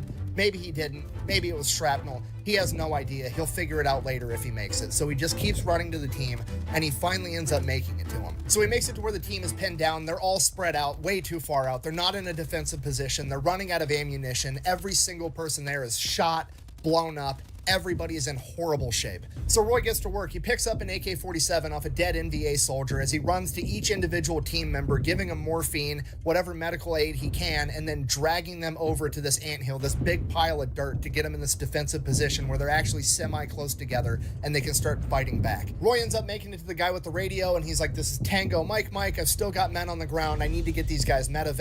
I have green smoke grenades. I'll pop them so you know where we're at. While the helicopters are on their way, Roy keeps going and getting more guys and dragging them back to the anthill, giving himself and everybody else morphine. The helicopters finally show up. The door gunners lay down... Wait. So you know where we're at. While the helicopters are on their way, Roy keeps going and getting more guys and dragging them back to the anthill, giving himself and everybody else morphine. The helicopters finally... I forget that he got shot exiting the helicopter. I was like, man, Roy out here just getting high for no reason while saving the day. I forgot he got shot in the leg when he was getting out of the helicopter, and got shot in the head and didn't realize it. Jesus Christ, man! It's like, I remember we got to a firefight whenever I was deployed, and the firefight ends, and I look over to my right, and the way that the turrets are set up, like you have like armor that protects you up to a certain point, like on your shoulders. So if it's a really good shot, like a really, really good shot, someone could kill me out of the truck from a distance shot, right? Especially if our truck is sitting still. They'd have to be a really good shot to hit me in the head on the move. But especially if our truck is standing still, which there were several times where our trucks were standing still, it was very easy to pull off a headshot if you had the aim, really, and you had the proper weapon to do it. But I remember one time we finished the firefight, and like the turret, it's like all steel and metal that goes around, and then it stops at the front, and that's where your 50 cal is, right? And between the slots of steel are little windows that you can look out of. So like you can pop up out of the hatch, and you can look out these windows without actually exposing your head. But to actually fire the weapon and rotate your turret, you actually have to stand on this platform to where your shoulders and your head all sticking out of the truck, very, very visible. Sometimes I didn't give a fucking, like half my body was sticking out of the truck because it was just more comfortable to sit on top of the turret than to stand. You're not supposed to do that, but I don't really give a shit. Anyways, we finished this firefight, and I look over, and the glass, the window that is right here to my right, I look at it, and it is just shattered. Completely fucking shattered, like it got hit with a bullet. And I look at it and I'm just like,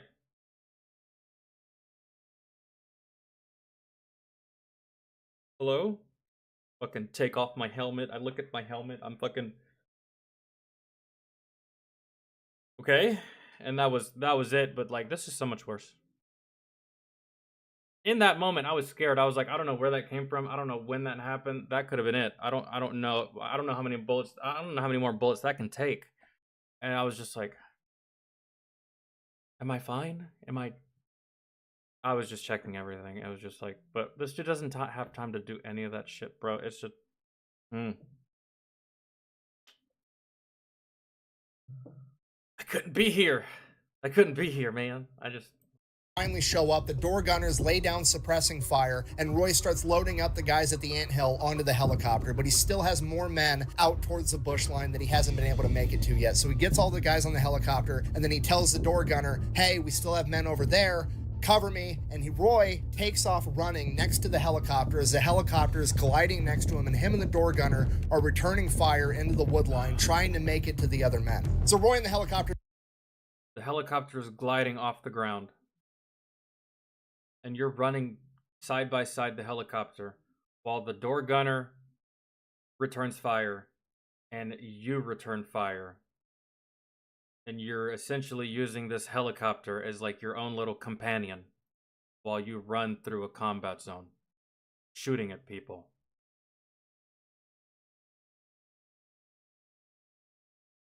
It really does just sound like a movie, doesn't it?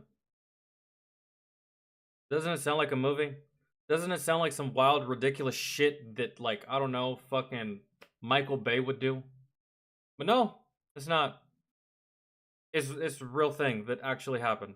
Like that. That's make it to the last guy that Roy knows of, and it's not Leroy. So he asks this guy, where's Leroy at? And that guy points him towards the wood line and says he got hit. Like, it just, like, all of, like, his war exploits, it just sounds like, it just sounds like every single Call of Duty cinematic I've ever seen. Slow motion, shooting people in the head, fucking knifing them in the back, rappelling off of a helicopter, doing a fucking backflip, playing with your pecker, fucking jumping on a grenade, saving your squad. It's like, that's what... Because you know those cinematics in Call of Duty, they're just, like, ridiculous, right? That's like... This is real-life ridiculousness that could only ever be believed if it was on film. But nah, this is like a real... It actually happened. Back there, and he's got a bunch of confidential classified information on him. So Roy decides that he's gonna go get it. He takes off running towards where this guy pointed him out in the wood line, but the helicopter can't follow because it can't get that close to the trees. So the helicopter door gunner continues to lay suppressing fire while Roy runs into the tree line and finds Leroy's body. He gets all the classified intel off Leroy's body, and then he begins dragging Leroy's corpse towards the helicopter. Yeah, so in the midst of search and rescue, he's also doing side quests as well. Because he at least wants to bring his friend's body home, and then he gets shot in the back. As we all know, it's always darkest right before the dawn, but as we also all know, sometimes it's darkest right before it gets even fucking darker. After being shot, Roy turns around, realizing he's not going to be able to bring his friend's body back with him, and starts running towards the helicopter. And then he sees the helicopter pilot get shot through the window as the helicopter spins out of control and crashes. Roy makes it to the crash site, and everybody there that survived is pretty much ready to call it a day. They've accepted the fact that they're about to die, and Roy hasn't. He starts dragging everybody, getting them away from the burning helicopter and getting them into another defensive position so that they can fight back. He's going and getting AK-47s off of dead NVA soldiers, getting these guys guns. He has guys that can't even see. They're missing eyes. Do you know how scared I would have been in a combat zone if I saw a Little Bird or a Blackhawk or an Apache or a Chinook get shot out of the sky in my AO? Do you know how afraid I would be, man? Because that is just a shit show, bro. I don't think y'all know the ramifications of an aircraft going down in a combat zone. That is just... I think that would have just demoralized the shit out of me, but not Roy. Because I'm just thinking, like, I'm in a firefight in Afghanistan and I see an Apache go down. The Apache that's supposed to come help me, the fucking Little Bird that we just called for air support, goes down right there. And I'm just like... Well... I really did try. I tried my absolute best. Like, god damn, dude. And he's just telling him, shoot that way. Under Roy's leadership, they start fighting back, and Roy starts calling in airstrikes, F-111s, F-4 Phantoms, gunships, anything and everything they have, and they just start bombing this tree line with all they've got, and they do it over and over, but the enemy soldiers just keep coming and coming. There's literally hundreds of them, and this goes on for hours. It's too hot for them to get a helicopter in there to load people up, and every time they bomb the tree line, more enemy soldiers run out of it towards Roy and his crew. And it gets to the point that they're literally using the dead bodies of soldiers as sandbags to stop bullets. Roy and the men on the ground don't realize it at this point in time, but the crews up in the gunships that are mowing down the forest that the enemies are coming from are starting to mow down so much vegetation that they're starting to see straight lines, which don't occur naturally in nature. These are bunkers with fortified machine gun positions. The MACV-SOG team didn't just stumble across an entire battalion. Dude, do you know how much firepower is needed to mow down vegetation? Tree lines and shit. God damn. This was depicted fairly well in the movie Forrest Gump whenever he's doing essentially the same thing that Roy Benavidez is doing right now, which kind of begs the question. Did the movie Forrest Gump pull that scene from Roy Benavidez' story? Because it kind of seems like that's what's happening right now. Minus a couple of differences. Forrest just saved his platoon. Roy Benavidez is saving his platoon, returning fire, engaging the enemy, securing confidential documents, relaying information, calling in airstrikes. Bro, he's the commander, he's the LT, he's the platoon sergeant, he's the squad leader, and he's the E4 Mafia all at the same time. It's impressive shit.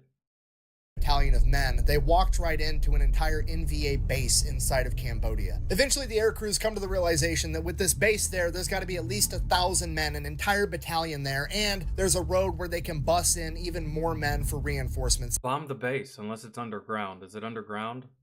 They're not going to be able to keep this up and get Roy and everybody else to be alive and handle this the right way. So the only thing that they can do is to have a carpet bomb of that forest, and at the exact same moment that those bombs start dropping, they're going to send in the helicopters to try to pick up Roy and everybody else.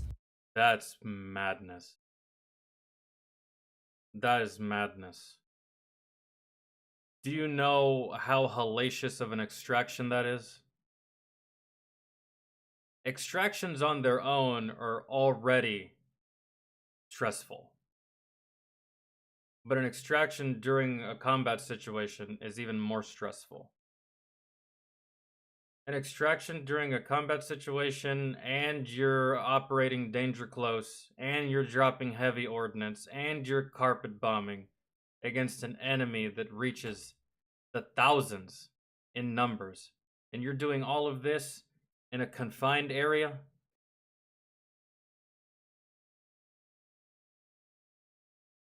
So a group of A-37 Super Tweets bomb the tree line as a Huey comes down, and Roy starts helping to load these men into the helicopter. Some of them have lost so much blood they can't even pick themselves up. And while this is happening, the North Vietnamese soldiers rush them. They're coming straight towards the helicopter. Because they can see them. Tree line's gone.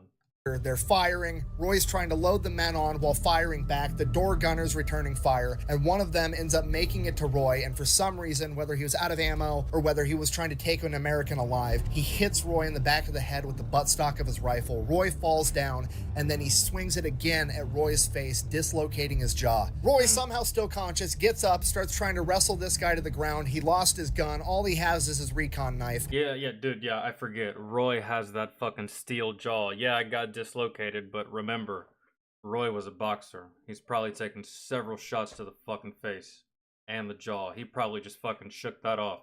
And this guy's got his rifle with a bayonet on it. And the enemy soldier goes to lunge at Roy with the bayonet, ends up cutting Roy's arm. And then Roy lunges at him, misses. The enemy soldier lunges back. He ends up stabbing Roy in the stomach with the bayonet. And Roy ends up getting to him with the recon knife, stabbing him in the chest and killing him. Roy pulls out the bayonet, can't get his recon knife out of this guy's chest, and he's now holding his intestines in his stomach with one hand. At this point, Roy's right next to the helicopter, and he's looking right at it. He should get in the helicopter. But he turns around away from the helicopter, and there's two Americans still out there returning fire that are able to fight. They're just not able to walk. And Roy runs towards them. Roy gets there, picks up the one that can't walk entirely, and starts helping to drag him towards the helicopter. And the other guy can't crawl, but he can't walk. So he literally starts walking on his knees using an AK-47 like it's... Yeah, do not stand up. Do not stand up, it's a bro. crutch. They get to the helicopter. Roy helps load them in the helicopter, grabs the AK-47 that the guy was using as a crutch, turns around again and starts shooting at NVA soldiers that are charging towards the helicopter as the injured men behind him literally grab Roy and drag him into the helicopter as they take off. As it becomes clear to... Had those guys not grabbed Roy and drug him into the helicopter, that helicopter would have taken off and Roy would have died right there fighting those guys, and he was perfectly okay with that. Absolutely everyone that Roy Benavidez did not just bring a knife to a gunfight. The communists brought an army to a Roy Benavidez fight and still couldn't win. After saving all the surviving members of the original MACV-SOG team and the first helicopter crew, through 6 hours of combat, Roy has sustained over 37 different life-threatening injuries, multiple gunshot wounds, over 20 shrapnel wounds. He has been bayoneted and he has been clubbed. And after being dragged into the helicopter... Dude, I don't even think that there was that many injuries. There wasn't even close to that many injuries between both of my deployments combined. Everything that Roy sustained through this tour in Vietnam is more than all of the injuries combined out of everyone in my company for both duty stations that I was at. Because I deployed with both of those duty stations. We had some hellacious injuries, but Dude has more injury. Dude has enough injuries to make up a platoon worth of injuries. He finally loses consciousness. Just a flesh wound.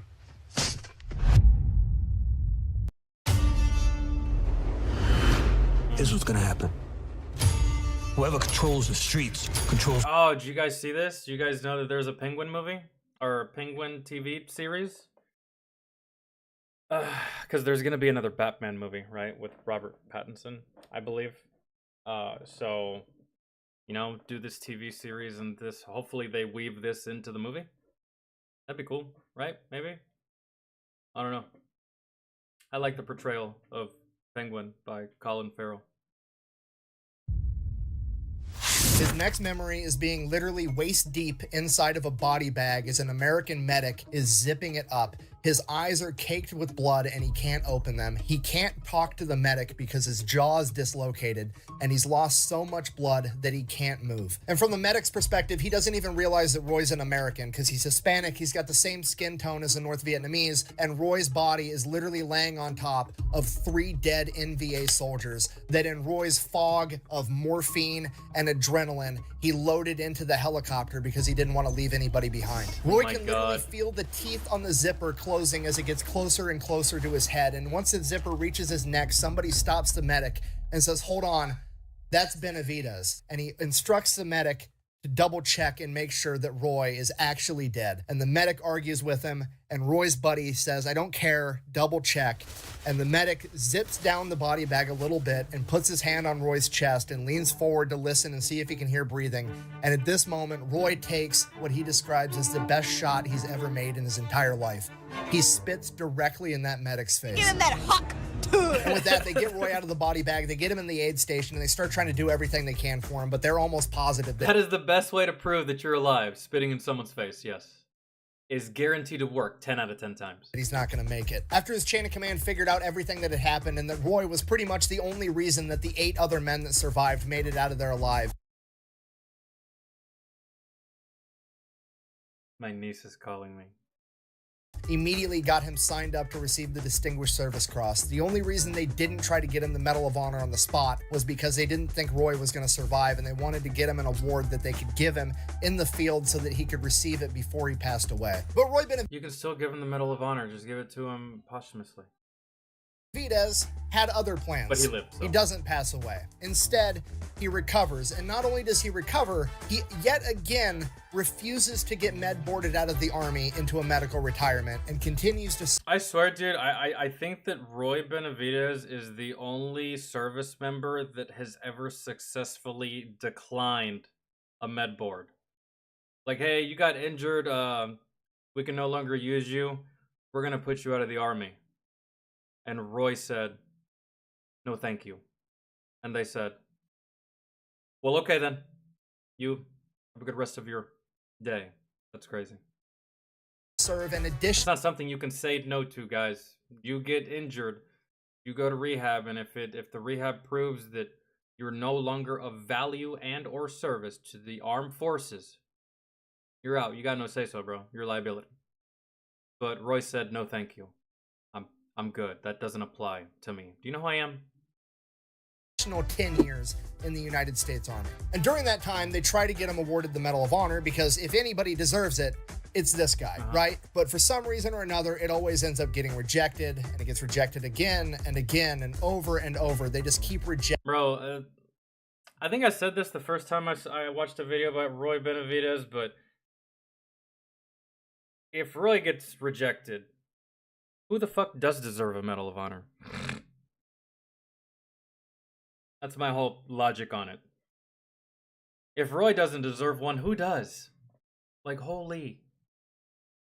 Rejecting his Medal of Honor. But there's nothing that Roy or anybody else could do. For some reason or another, the committee in charge of awarding the Medal of Honor simply did not want to give Master Sergeant Roy Benavidez the award that he had earned. So he did the only thing he could do. He just kept on keeping on. So he went on, served throughout the military until 1976 before finally retiring as Master Sergeant Benavidez, the recipient of the Distinguished Service Cross. As Roy retires, there was another press push about how incredible he was, wondering why he didn't earn the Medal of Honor, and this ends up connecting him with one of the men that he had saved Dave that Roy actually thought had died. And this man gets a hold of Roy almost 12 years after the fact, and he tells Roy that he's going to write up everything that he witnessed and send it into this committee again. And yet again, even despite all this new information, the committee in charge of awarding the Medal of Honor rejected it again. And then they realized what they were doing wrong. They were telling the whole truth. They were saying that Roy hopped in a helicopter, flew into See?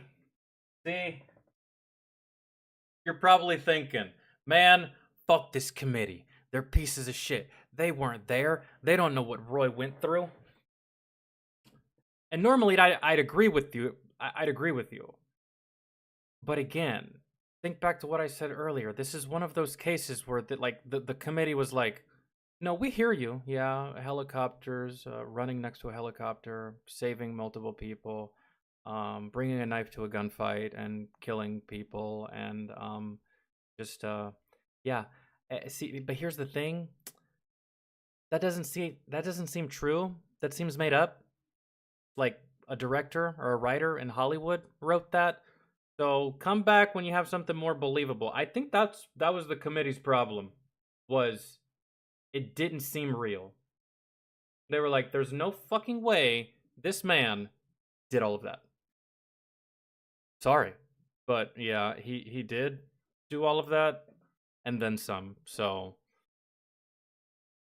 Cambodia and help save a bunch of MACV-SOG members. And as far as the US government's concerned at this point in time, up until like the mid-80s, MACV-SOG, A, doesn't exist, and B, if it did, it definitely would not be operating in a neutral territory like Laos or Cambodia, because that was against the rules. I can neither confirm nor deny details of any I love this part of the movie. Without express consent from the secretary. So let me see if I can understand this correctly. Am I gathering this right? They did not want to give Roy Benavidez a Medal of Honor because the Medal of Honor would only confirm his service. And confirmation of his service would mean that the government was doing some shit they weren't supposed to be doing, and they were operating in places they weren't supposed to be operating in. And they were doing some funky things. So is that why? Can't give this guy the Medal of Honor, man, because if we give this guy the Medal of Honor, it's only a matter of time before we start to look bad. Because they're gonna be like, oh, Medal of Honor for what? Where? Laos? That's odd. We didn't want to go there. So why were you there, Roy? And then he says, and they're like, that's interesting. Hey, Congressman, you said, you see where it's going, right? So maybe. operation without the Secretary's approval. So the politicians and the bureaucrats in charge realize that if they give Roy the Medal of Honor for saving MACV-SOG members in Cambodia, which wasn't supposed to be happening, there could be political backlash, and they're not going to metaphorically stick their necks on the line just to give Roy what he deserves, despite the fact that Roy put his entire life on the line for them. So bearing this in mind, they redo all the paperwork, they jump through all the hoops to try to get Roy the Medal of Honor again, and this time... Yo, just give him the Medal of Honor. Give him the Medal of Honor. Tell the American people that he got it for reasons, doesn't matter if they're true or not, and then just redact all of the other stuff that you don't want people to know. You do it all the time, America, government, politicians. You do it all the time, bro. You redact shit all the time. Sometimes for no reason. Sometimes you don't have a reason for redacting this shit. Give him the Medal of Honor. Redact all the bad stuff that makes you look bad, and then just put some little fucking fairy tale piece in there to make Americans happy, right? Rather than saying that Roy's courageous actions occurred in Cambodia, they simply said that they happened to the west of Lock-In Airfield, which was where Roy was stationed. They just didn't bother to say how far west. And once you know it, it gets approved. Roy Benavidez receives the Medal of Honor in 1981 from President Ronald Reagan, 15 years after the fact. After getting what he had earned, he finally gets to go home with his wife and kids and enjoy his retirement for all of like a year and a half. God, dude, 15 years later, he got this award. I can't imagine getting an award now for my military service. That'd feel weird, wouldn't it? A little bit. Like, let's say you're like 30, right? Imagine like you're fucking Imagine your fucking like junior high school gym teacher comes up to you randomly one day and like gives you a trophy. Hey, this is for that one day. Remember back about 15 years ago, you were in gym class. You ran all those sprints faster than everybody. You remember that? Here you go. Thanks, man. I guess I appreciate it. I would have liked this award in class that day, but I suppose thought that counts, I guess.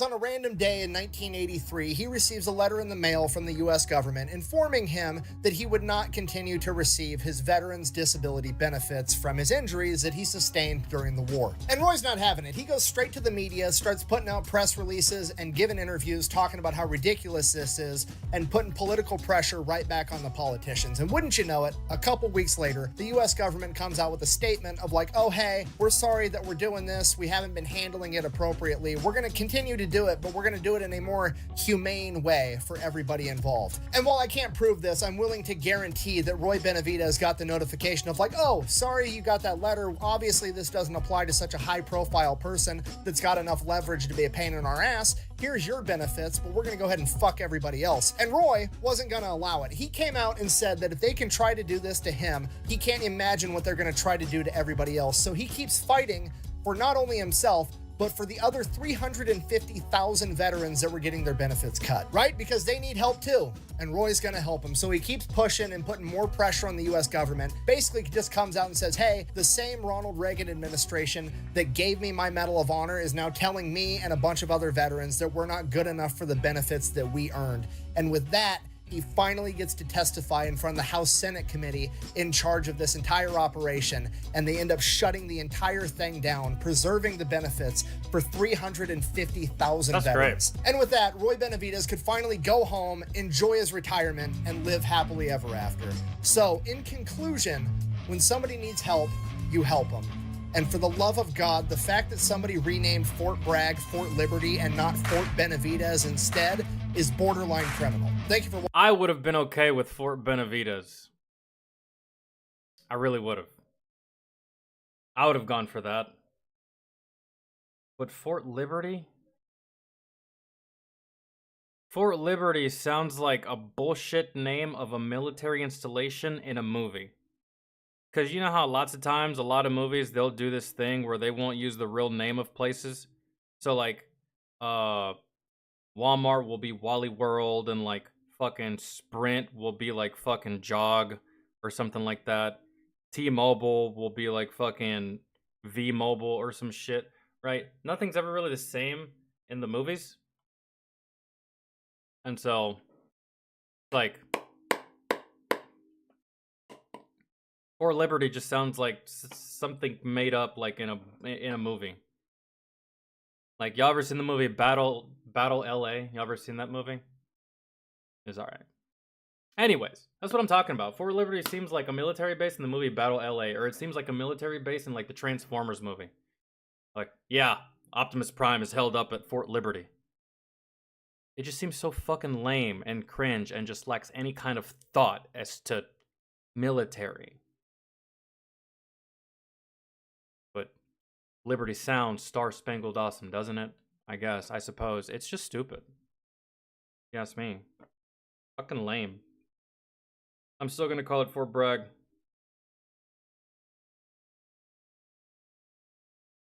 Recommend some Vagisil for those of you that don't like it, I suppose.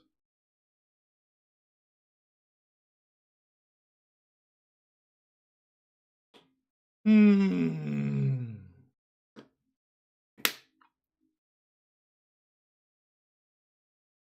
I have to watch the whole thing? Man, I've watched 42 minutes. Come on. You're gonna make sure I watch all 45 minutes and 4 seconds, huh?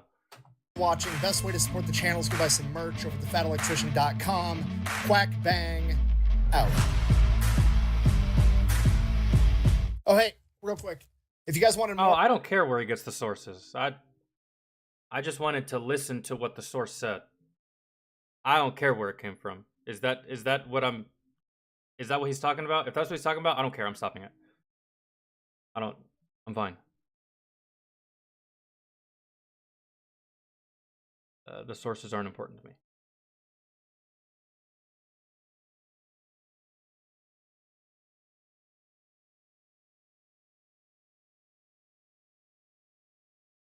Oh, okay.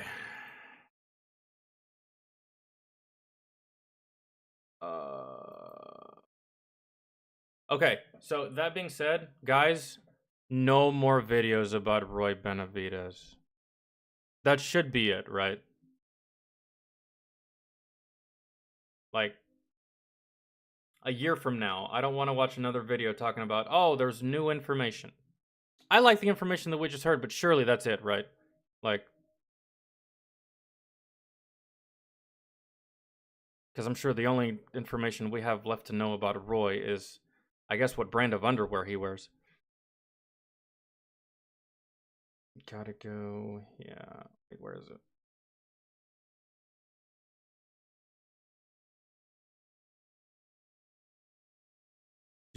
Did you add anything to the list, Astro? No. I was just wondering.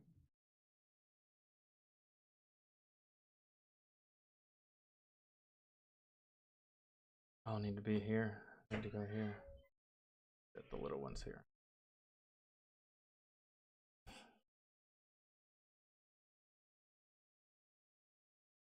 What do you want? What do you want?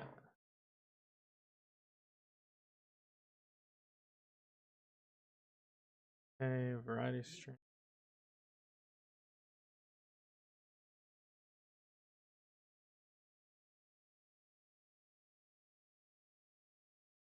Um, 10 movies so disgusting they were banned from theaters. Okay, some Adik the One. That's his most recent Try Not to Laugh, right?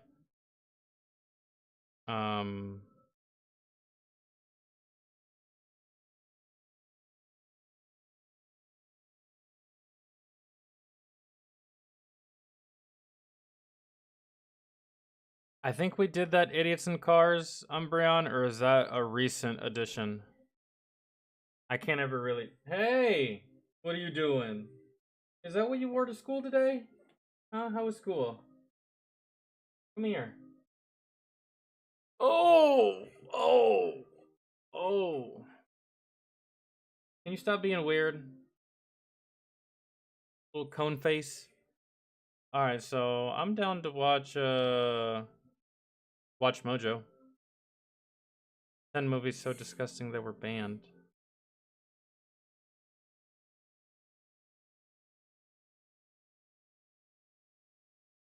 Alright. See if I can do this with... Hey, okay, that's enough. Give me a hug, Vessel, and then get off. Hey. What? Okay. Alright. Watch. Are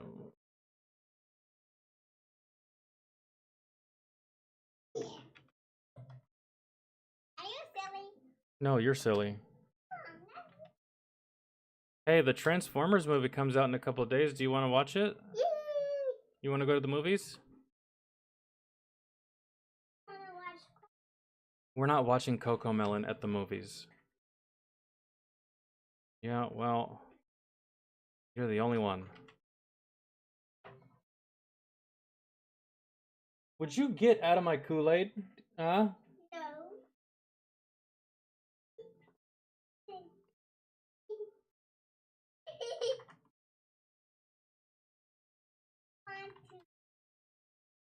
I don't want to. Here we go. Not you. Excuse you.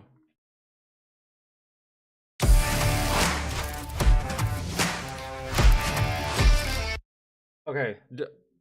Curious George, that's enough. I'm not George. That's enough. Either go find your tablet or go eat something. Take a nap or I ate a banana.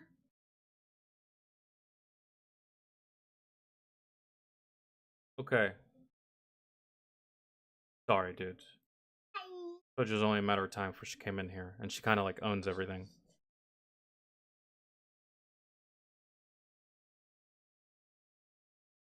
I got 2 boys and a girl. I deprived them of their Cocomelon addiction. Bro, you have to, man, because when they're watching Cocomelon, they don't even see you, man.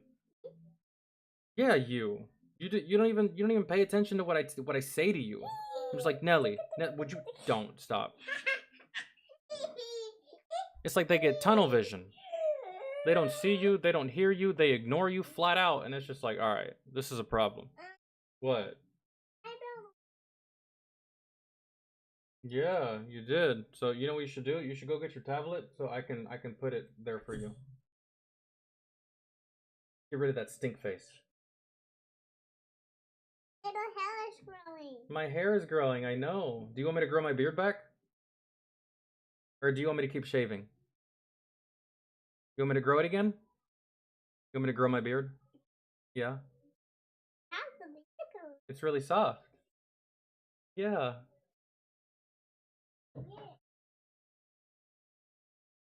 My new look is growing on her. She hated it when I first cut it. She got real salty, sour look on her face. I don't like your face. Okay. 10 movies so disgusting they were banned from theaters. I have to... When they're banned from theaters, you still can watch them, right? Like, they just go, like, straight to DVD or, like, to the bargain bin at Walmart.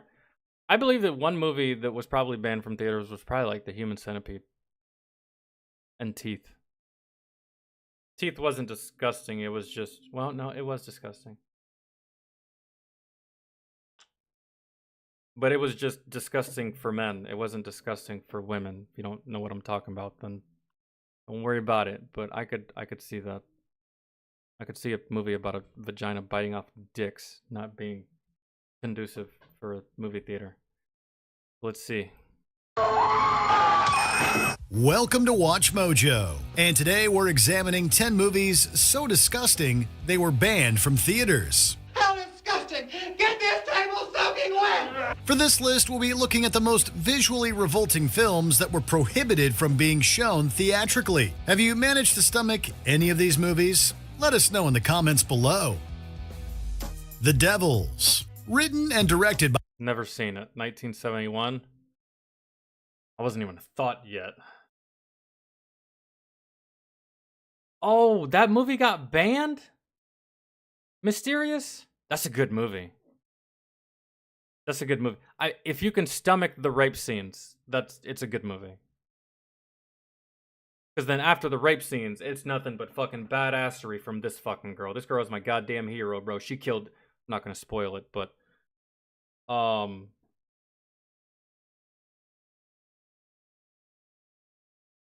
don't know. What is the pro, like, pros and cons? What is the pro of making a movie like this? Like, making a movie so grotesque and so awful that theaters won't show it. How do you make your money? How do you break even? You kind of have to have people see it, right?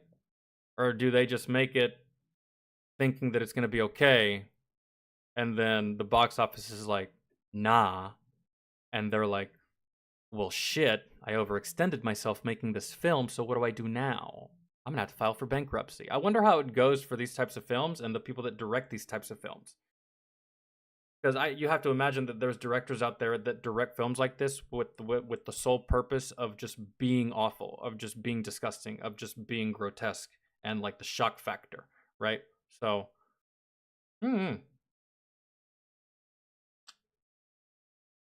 I would hate to have money rule my decisions, but at the end of the day, I mean, you're putting a whole bunch of work in, so you might as well get paid for your work. You ain't really making money if it's getting banned from the main place where people can see it, right?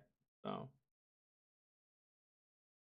By Ken Russell, The Devils is an enormously controversial fictionalized film about the historical French priest Urbain Grandier. But the devil has spoken, and to doubt his word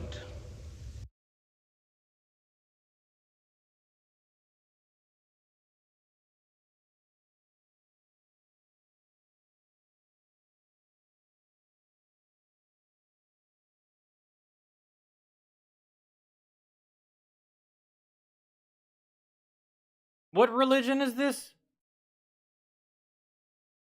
What? Why does this look like a KKK rally?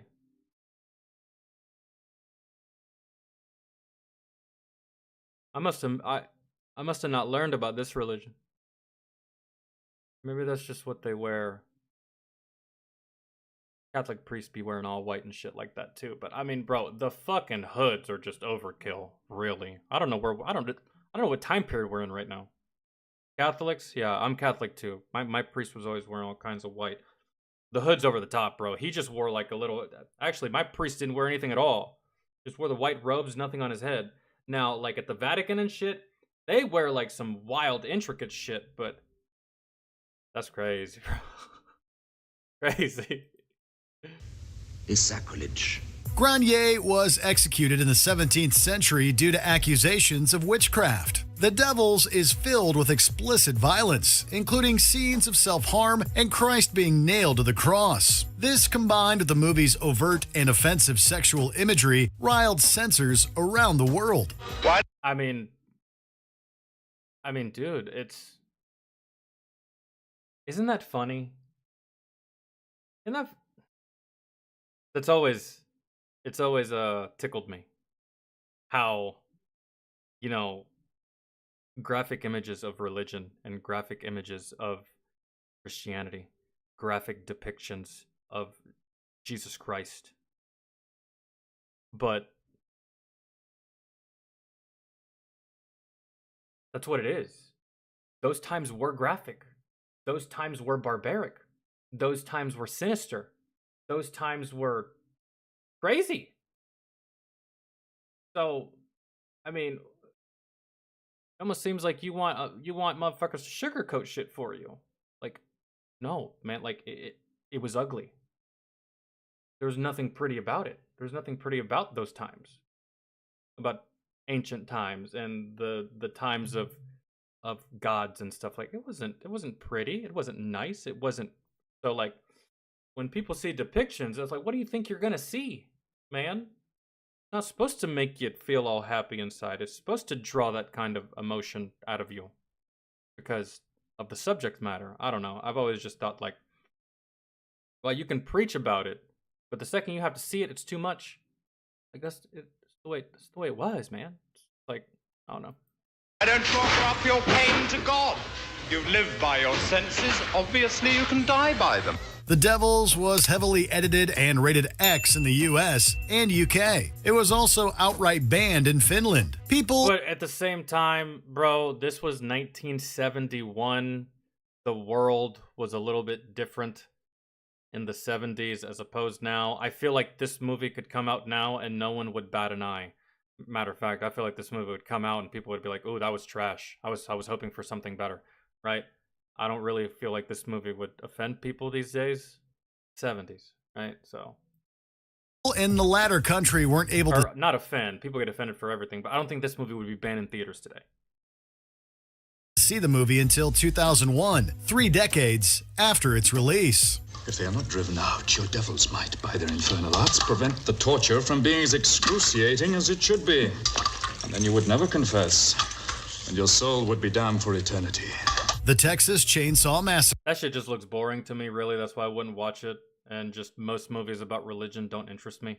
So, but Texas Chainsaw Massacre got banned? Maybe for a time, right? Because, I mean, we've all seen it. I've seen it. Unless, I don't know. Massacre. By today's standards, the Texas Chainsaw Massacre is arguably tame. The events of that. I was gonna say the exact same thing. Tame. Compared to some shit we have today. Day were to lead to the discovery Elaine, what's good? of one of the most bizarre crimes in the annals of American history. The Texas Chainsaw Massacre. A good chunk of the violence is committed off-screen, and the film isn't all that gory, all things considered. This was an intentional creative decision, as director Tobe Hooper wanted a PG rating. That didn't come close to happening. The MPAA initially bypassed the R rating and went straight to X, the 70s equivalent of NC-17. I'll do anything you want. The movie faced an even worse reaction in other countries. Canadian theaters in Ottawa were threatened by authorities for showing it, and the BBFC banned it in Britain for a time. This was one of many locations to outlaw the film, joining the likes of Brazil, Ireland, France, and Sweden, to name a few. You just shut up. Remember, you're just. Damn.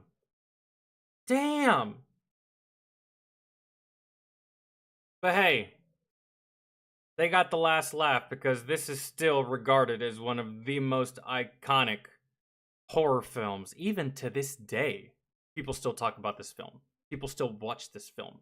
People still discover this film and watch it and fall in love with it all over again, like people did 30, 40 years ago, right? So, got banned by everyone and still ended up being one of the greatest horror movies of all time. I think they got the last laugh. Really? Cook, and me and him will handle this. Get on with it.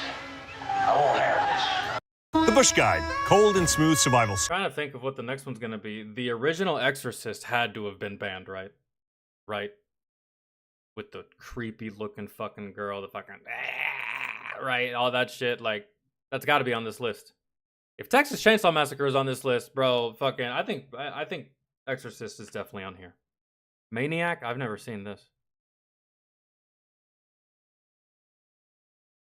I won't have this. Maniac. A cult classic of the slasher genre, Maniac follows a serial killer named Frank Zito, who targets women. I told you not to go out tonight, didn't I?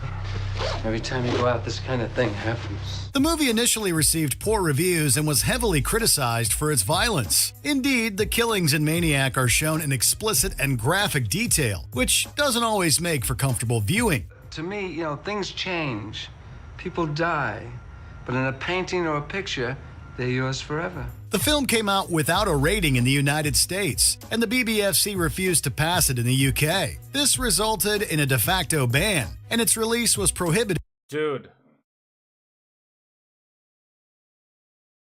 There's an organization that, you mean to tell me that there's a guy out there, or 2 guys, or 10 guys, maybe add in some ladies. There's a group of people out there that all they do all day is just watch movies and see if it's passable. Where do I apply for that job? Right? Like, because I'm thinking about it, and that's really all your job really is. You sit around all day and watch movies. Fucking jealous. But at the same time, I can't imagine the amount of dog shit you have to watch at the same time. Because not everything's good, right? So,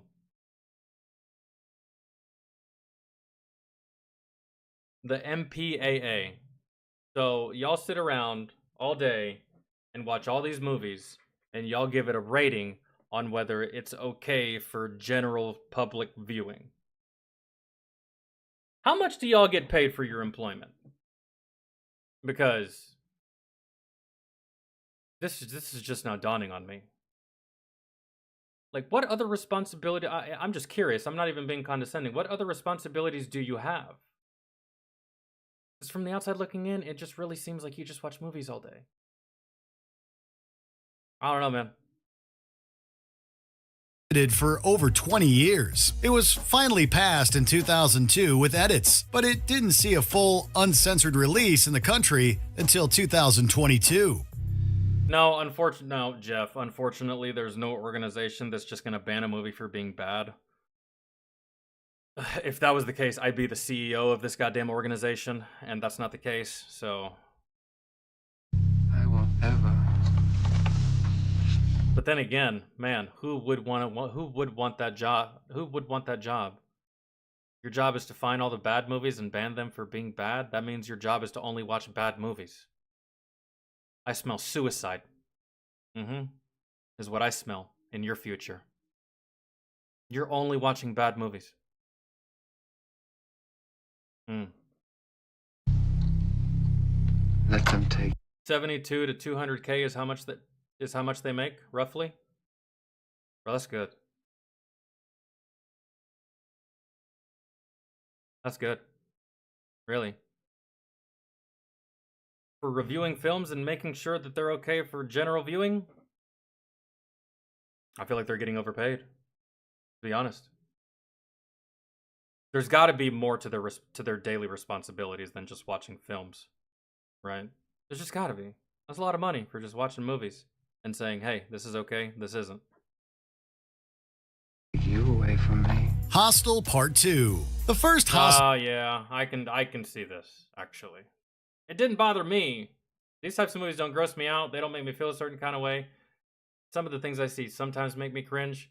There was one part of this movie where the dude slices homie's Achilles tendons, and he tries to walk, and you can see the tendons open up, and then he falls to the ground. When I saw that, I was just like, oh, that hurts. But I wasn't writing my congressman about this fucking movie. I was just like, whatever. Was gross enough, but like many sequels, Part 2 ramped up everything that made the movie so successful. To the next level. To the next level. Now wait, isn't it bad luck to toast with water? Yeah. Bad luck for whoever meets us today. In this case, that meant turning the violence from extreme and disgusting to borderline unbearable. It was even labeled sadistic by the MPAA when they slapped it with an R rating. Some countries weren't so lenient. You don't get it. This movie needed an X rating, actually. These people are tied into everyone. Somebody starts asking questions, they're going to come after me, and they're going to find me. The movie was banned. And personally, I don't know why movies that have rape scenes don't have an X rating by default. I don't care if the scene lasts 2.5 seconds. It's a rape scene. That in itself should be considered an X rating, but it's not for some reason.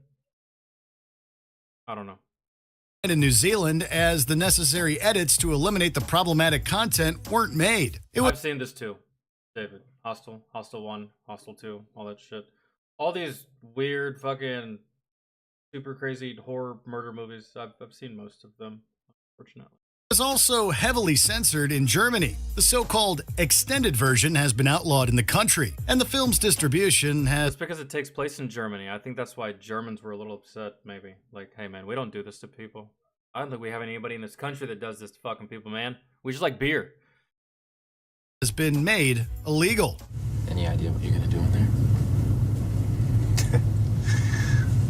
You don't even want to know. I Spit on Your Grave. There it Roger is. Ebert famously... Oh, I didn't watch the 1978 version. I watched the 2000s version. And then there was a sequel. But, yeah, I Spit on Your Grave. I haven't seen this one, but it's a good movie.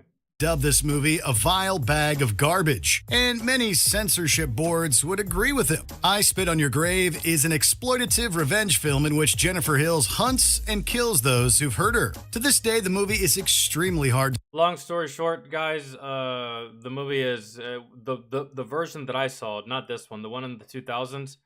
It's a couple of hillbilly redneck good old boys that also have the sheriff in their back pocket, and they can get away with anything.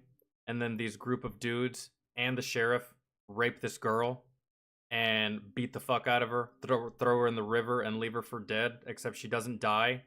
And then she comes back with some straight up fucking vengeance, bro. Like the same level of vengeance that fucking Wanda had when she went up against fucking Thanos in Endgame. Like she was about to fucking rip this dude in half. That's the same vengeance she had, and she comes back and straight up murders every single dude that touched her. And I was just like, this is great. This is fucking great. This is fantastic. I haven't seen this one. I wonder how the acting is in this one. I have no reason to see this one. I like the one I saw, so.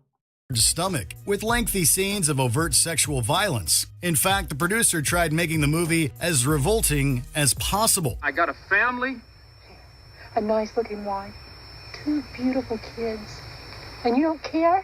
No guilty conscience? Once it was rated R by the MPAA, more disturbing content was added, warranting an X. Many European countries argued against the content of the movie and prohibited its release in theaters. In fact, how could you argue the content of this film, bro? Homegirl gets gang raped and then comes back and kills the dudes that raped her. I can't think of a better revenge story. Really, I can't think of one woman that this wouldn't go through their head. I can't think of one woman that they actually wouldn't contemplate acting in this way, or, you know, I don't know. I thought it was great, but I think the story itself is a good plot. It remains banned in Ireland as of 2022. Don't miss your chance, Matthew. Do it, Matthew. Come on, it's your chance. You'll never regret it. Don't blow it. Cannibal Holocaust. There are Jesus Christ. Cannibal Holocaust? Holy shit. notorious movies, and then there's Cannibal It Holocaust. just sounds like something that should be banned. 4 youngsters who never came back. But let's have a look at them at the beginning of their incredible adventure. Much ink has been spilled regarding this movie's reputation and its place in film history. An early found footage film, it follows a small group of filmmakers who go missing in the Amazon rainforest. Look, I know this is not going to be a picnic. Believe me, this is not my first trip into the bush. The violence is... It almost seems like... Believe... Hold on. Amazon rainforest. Look, I know this is not going to be a picnic. Believe me, this is not my first trip into the bush. Amazon rainforest. White dude trying to assure a black dude everything's fine. I've been here before. Does that not remind you of the entire plot of the movie Anaconda? Remember? I think Angelina Jolie's dad plays in that movie. I can't remember his name. He's an actor, white dude, gray hair. Is that not the plot of Anaconda? Right? Like, I think the original Anaconda from like way back. You know what I'm talking about? The violence is so detailed and graphic that some people thought it was real, and the movie's director was charged with homicide. Evidence eventually exonerated him. It's also filled with real animal mistreatments. The controversy snowballed, resulting... Bro! Oh, that's when you know you were good at your job, man. My movie was so fucking realistic, they brought me up on charges. That's crazy. Oh my god. In widespread ban. It was J-Lo. I forgot that her ass was in that movie. Yep, that's the one. John Voight. That guy. I only know him as Angelina's dad. Because I think that's her biological father. But yeah, J-Lo was in that movie too. I forget who else. Her, John Voight. There was a token black guy, bro. I just can't remember who it was. It wasn't Ice Cube. It was... What the fuck was it? I can't remember. Around the world. Was it Ice Cube? The prohibitions reached all corners of the map, including, but certainly not limited to, New Zealand. I wonder who the real cannibals are. The Human Centipede 2. This fucking movie. I've seen both of these movies, bro, and yes, I mentioned this one in particular because banned, bro. Off rip, man. If you've never seen this movie, let me just give you a brief rundown of what this movie is about, and then you can make up your own mind on if you want to watch it.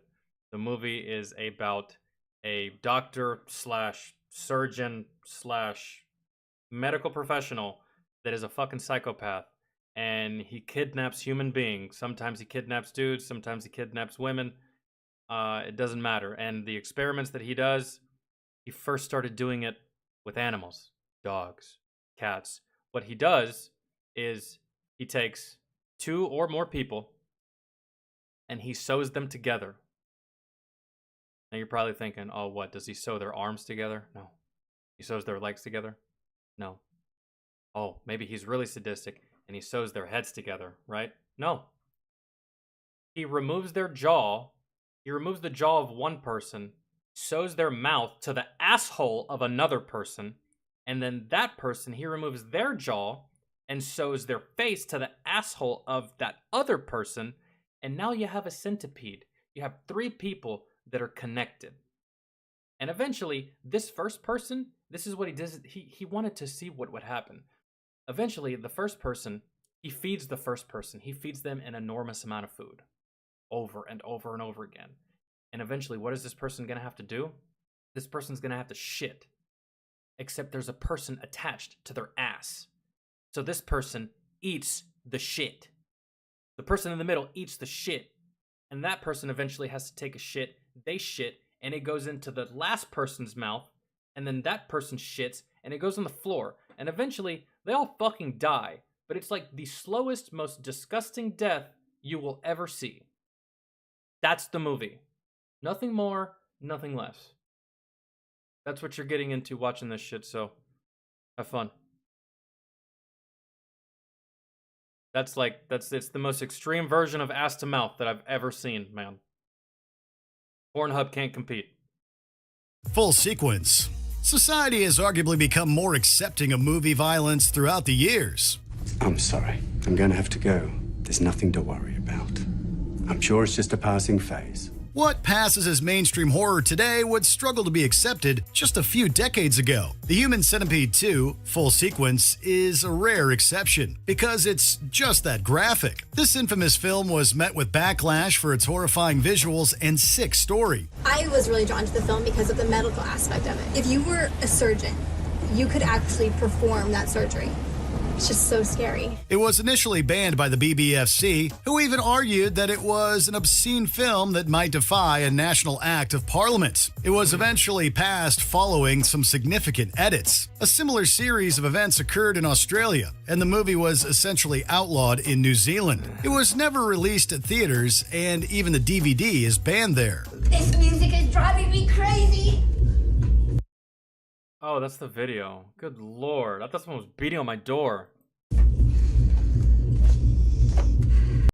The thing about favorites is they're only your favorite until a new favorite tells your old favorite to beat it.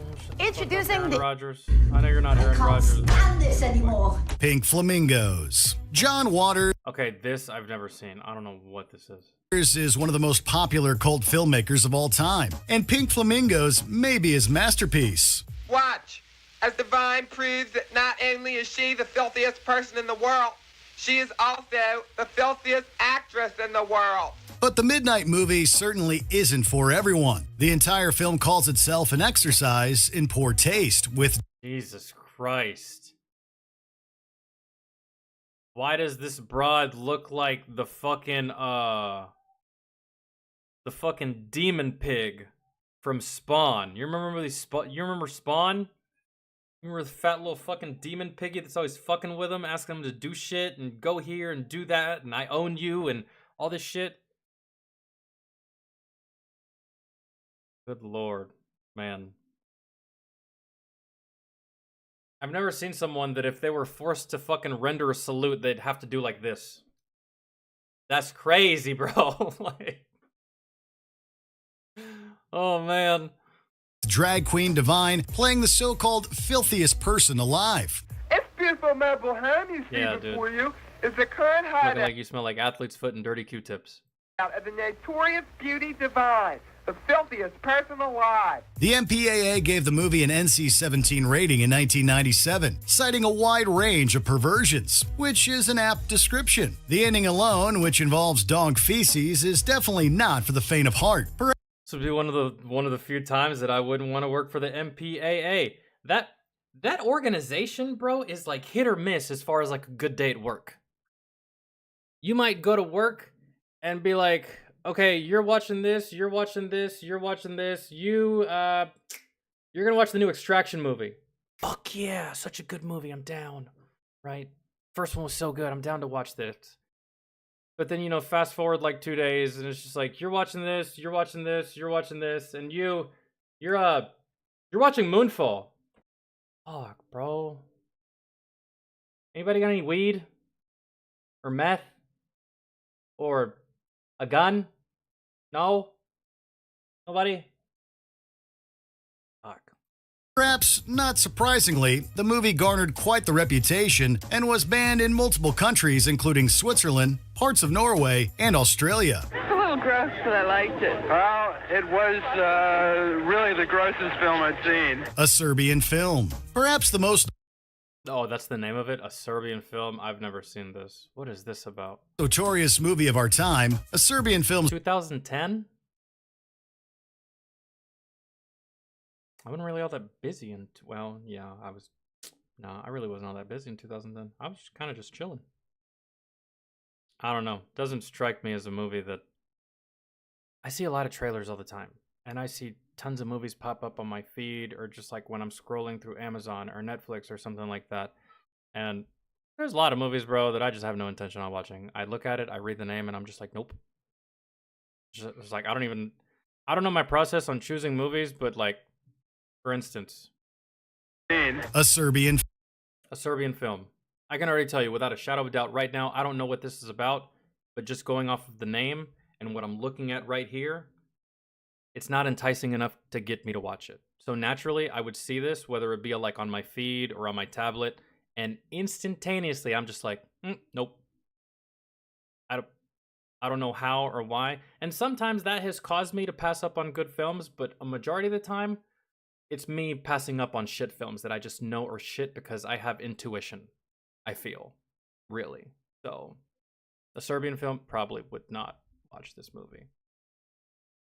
If I was scrolling. Perhaps the most notorious movie of our time, a Serbian film's reputation certainly precedes it. The story follows a man named Miloš as he is forced to participate in a sickening snuff film. It's been studied in academic circles, and its director claims that it's a piece of political commentary. But most people struggle to look past its repulsive elements. Kola će vas čekati ispred kuće za pola sata. Miloše, treba samo da uđete u njih i putujete ka ostvarenju vaših snova I mojih ličnih profesionalnih fantazija. Filled to the brim with inappropriate elements, a Serbian film has been repeatedly challenged by film censorship boards. Numerous places, including but not limited to Spain and New Zealand, have banned the film since its release in 2010. Pa ne znam na šta potpisujem, ne znam šta snimam. I ne treba da znaš. Da znaš, ne bi bio tako dobar. Before we continue, be sure to subscribe to our channel and ring the bell to get notified. That couldn't be me, bro. Like, it just couldn't be me. I don't know. I don't even know how people get wrapped up in this shit. How do you get wrapped up in a snuff film or a sexy tape? Now, I'm not talking about like you and your girlfriend put on the camera and y'all just record yourselves. I'm just talking about something like this, bro. If you walk into an empty warehouse and there's a bed and there's a Russian guy there and his name is Anatoly and he hasn't really given you much information about what is going on, bro, use your brain. You're not there for anything good. I'm just saying. Notified about our latest videos. You have the option to be notified for occasional videos or all of them. If you're on your phone, make sure you go into your settings and switch on notifications. Salò, or the 120 Days of Sodom.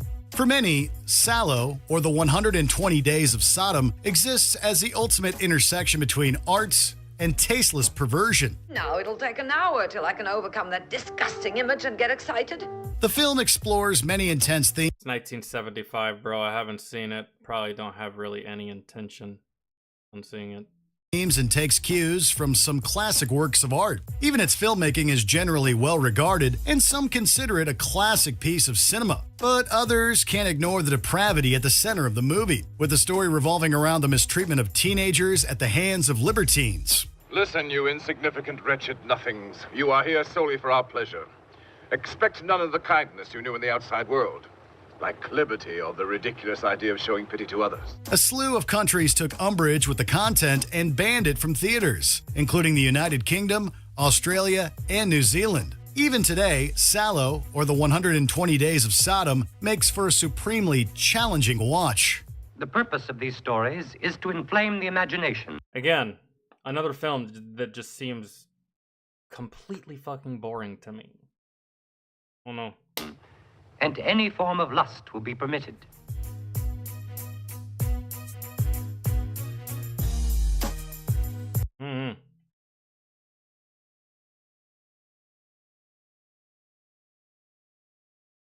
Surely that's not the only movies that have been banned. Someone said, I remember seeing I Spit on Your Grave in Walmart. Dude, me too. I saw it in the bargain bin. Later, I remember someone complaining that it was even on the shelf, and I didn't think anything of it until I learned more about it. Well, I mean, I don't know about the 1970s version, but the one that I watched in the 2000s, that one was really good, man. Definitely worth it. Definitely worth watching if you like revenge. I love a good story about revenge. Sticking it to the fucker that got you. Like, it doesn't get much more fun for me than that. Like, why do you think John Wick is so popular? Because everyone can relate to the level of anger that you would have if someone broke into your fucking house, beat your ass, stole your car, and then killed your puppy that was left to you by your recently deceased wife. Why do you think that movie's so fucking popular? Because everyone feels the exact same way. I'm killing everything. I'm killing everybody. Fuck it. Right? It just doesn't get much more fun. There's nothing more relatable than wanting to get revenge, man. It's a very natural human emotion. So, you ever get a chance to watch I Spit on Your Grave and you haven't seen it, you'll like it. Oh.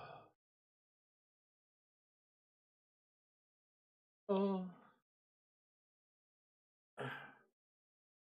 Okay, let me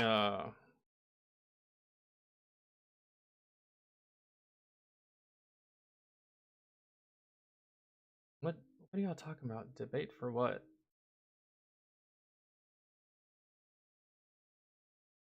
This movie represents what would happen if you teleported someone from today to 1972. Which one? I must have not read that in time.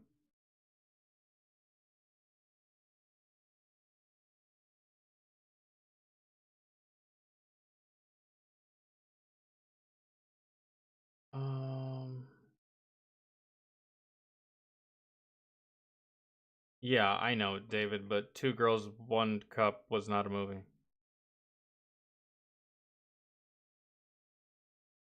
And that video wasn't banned. It still exists on the internet, I'm pretty sure. I'm pretty sure if I wanted to find it, I could find it. I have no reason to. Oh, the presidential debate starts at 7 p.m.? Between who? Is it Kamala and Donald? I don't even know what debate y'all are talking about.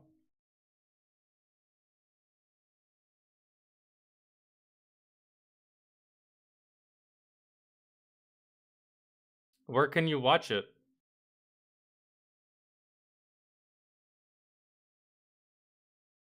Lana Rhoades regrets her past. Say it isn't so. Imagine that. You regret getting fucked in the ass on camera in front of millions of people. Imagine. Holy shit. Color me shocked, Lana. Moron.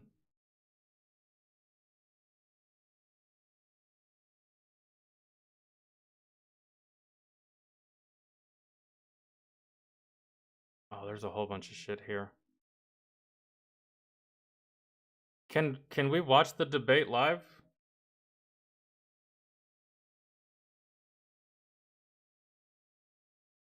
I'd be down to check it out for a little bit if I can watch it on here. Where would I find it?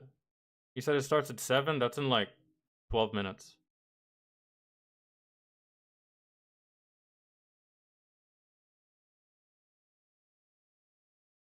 If we watch it, there's just gonna be a lot of shit that I don't understand. Like, there's just a lot of political shit I don't get. Like when they start talking about geopolitical shit, that shit kind of goes over my head.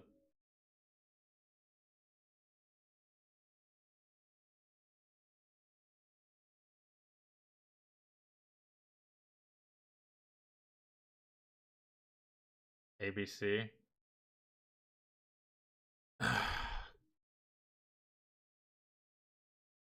I wonder if other people are also live streaming, watching it.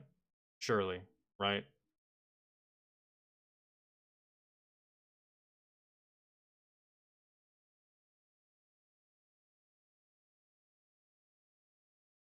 TBD podcast might be having a live debate. I don't want to watch. I just want to watch Trump and Kamala. I don't want to watch anyone else debate during the. I just want to watch the debate.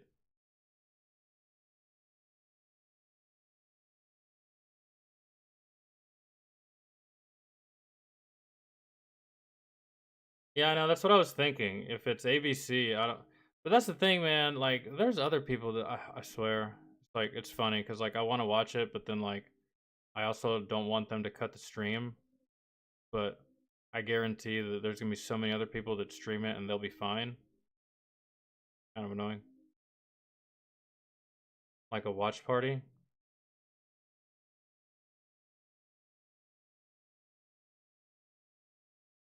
I wonder if I could play the audio but not show the video and y'all could watch it with me.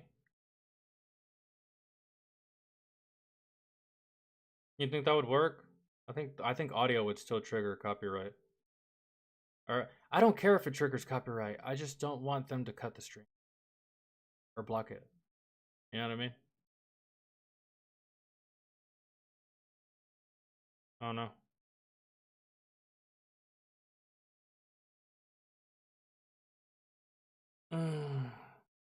Oh, dude, I'm halfway. By the way, I'm halfway finished with Fallout. On Amazon. It's so good. I heard people saying that it was really, really good, and I was like, hell yeah, I'm happy. That makes me excited. But I started watching it, and I was like, this shit's great. This shit is so good. And I'm on episode. I'm on episode 5. I just finished learning about the ghouls, that was fun to learn about because the main ghoul, he's like the most interesting character to me so far. I mean, the surface dweller, she's cool and everything. She's all right. She's starting to act like a little more badass though. She's finally using profanity. So like the transition from surface dweller, or the transition from vault dweller to surface dweller is going swimmingly. I mean, I think the last thing I heard her say was to the ghoul, and she was like, "Golden rule, motherfucker," right? I don't really know how I feel about the.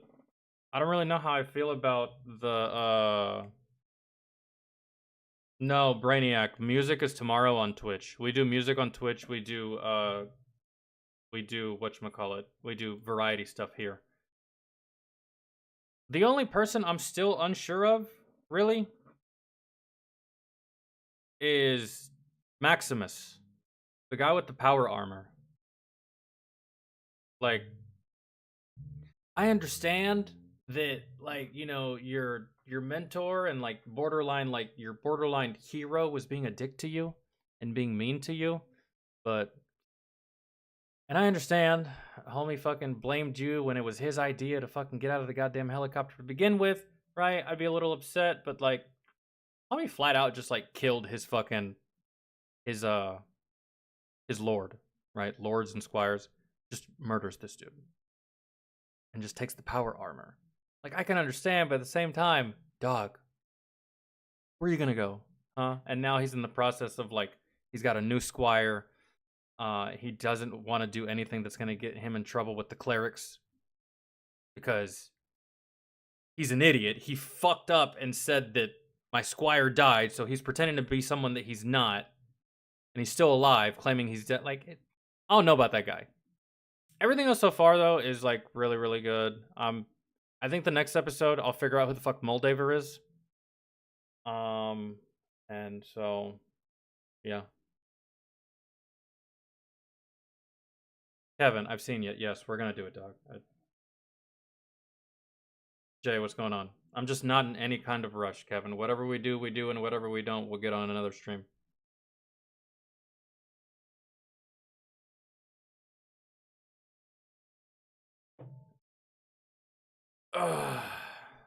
Okay. Oh, we did that.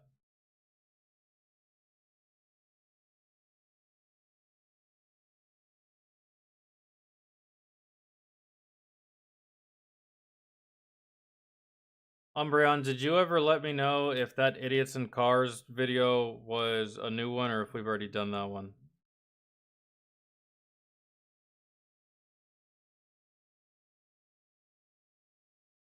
Okay, that's general. Let me actually check the patron on wherever the fuck it is. Okay, here. No.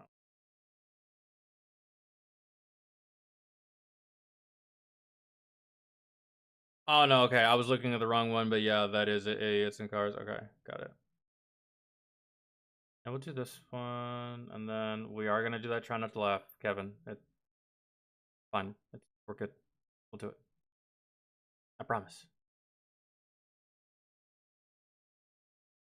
I'm just looking through here to see if there's anything I want to add to the list of shit that I would like to watch today, because I kind of want to watch shit that I want to watch too. I think I did everything I'm gonna watch later, but I'll recheck it.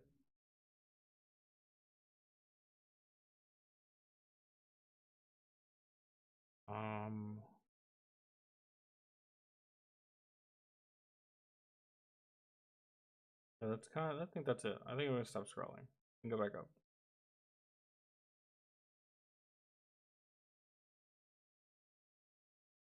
I gotta clear out my feed. No way.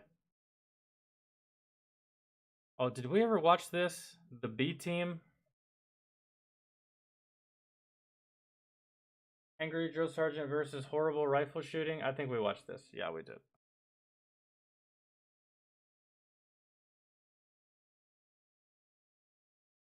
I was just making sure.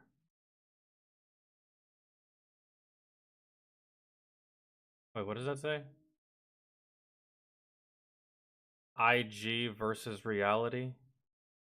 Plastic surgeon is shocked. Oh my god. That's what a fantastic idea. What a fantastic idea. You're a plastic surgeon, so you go on Instagram and you just start looking at the plethora of fucking fake bitches on the platform and you just call them out. Fake. Fake. Fake. Ooh, your guy's good. I almost couldn't tell, but you're fake too. You got plastic surgery. You don't look like that. You don't look like that. You don't look like that. From the nose up, you do look like that, but the lips are fake. That'd be so that'd be so hilarious. Okay. This is a short one. This is like 6 minutes. Then we'll do the try not to laugh, and then we'll move on from there.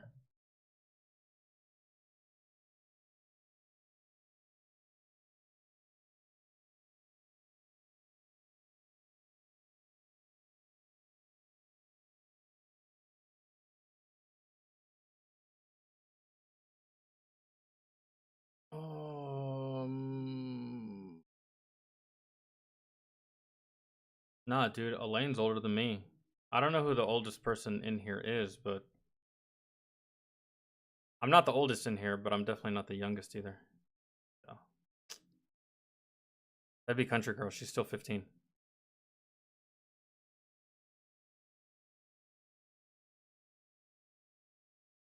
All right. Yeah, you just okay, yeah. From wow, this doesn't even look real right here. Almost looks like Idiots in Cars 127. Hold on. Hold on.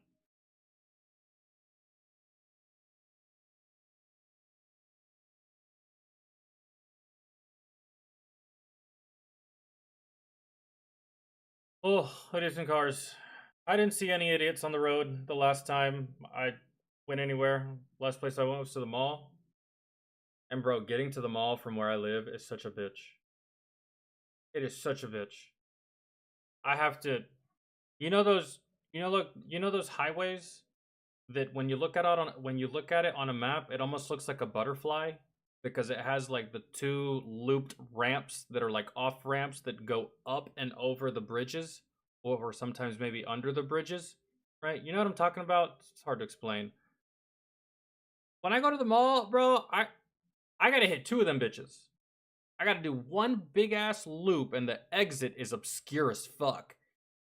And then once I do that one, I gotta keep going and then make another big ass loop, and like there's exits and ramps and bridges and like off ramps, and it's a 5-lane road.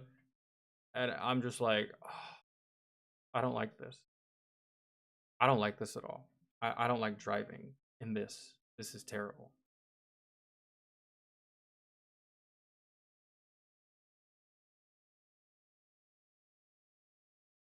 Uh, 46, you're like 12 years older than me. 51, Jeff might be the oldest. Like I said, I'm not the youngest, I'm not the oldest. I'm like right in the... I'm almost in the middle. Whoever's 25 is in the middle. But I'm closer to Deborah than I am to Jeff. I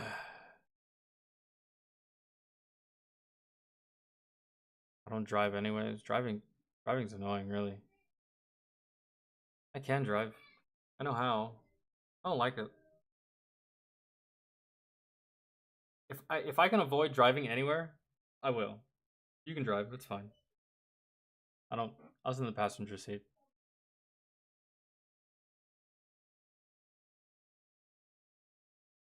Okay, let's see. What do we got here? I don't like this either. Got 1, 2, 3, 4 lanes. 2 lanes on the opposite side. 2 lanes on this side that are blocked off by a curb and a fence. At some point, this traffic may or may not converge. It looks like a bridge up there. Let's see. Somebody's gonna be an idiot. Oh,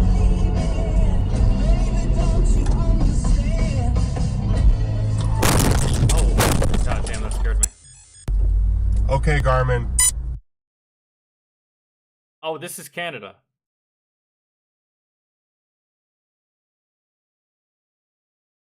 This is Canada, I think. Montreal. Using kilometers to measure distance and not miles.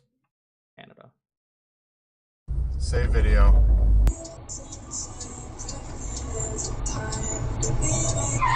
Oh no. Buffoon, you ran your red light. Come on, bro.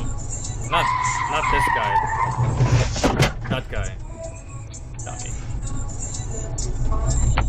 Why your lady sneaking out? Fucking go! If you're gonna fucking go, go! Why are you freaking?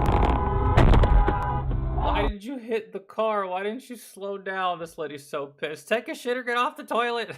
But like, she probably did stop. It's wet, so. I just hurt my fucking ankle really bad. Did you? You hurt your ankle really bad? Are you saying that for the lawyers and the insurance? Because that car accident didn't even look like it could have harmed a roly-poly. But, sure, your ankle. Okay. Right. Well, look at this guy! What are you doing? What are we doing, guys?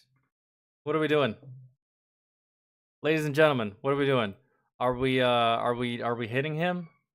And being like, fuck man, I didn't see him. Fucking reach down to grab my drink. I look up and fucking there he was.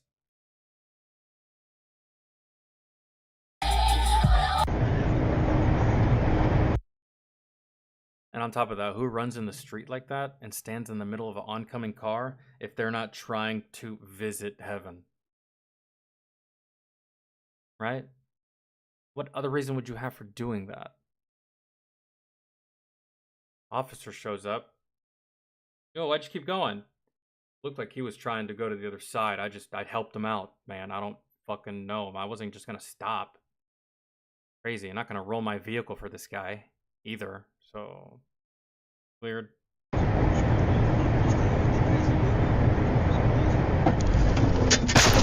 That hurt. That was rough.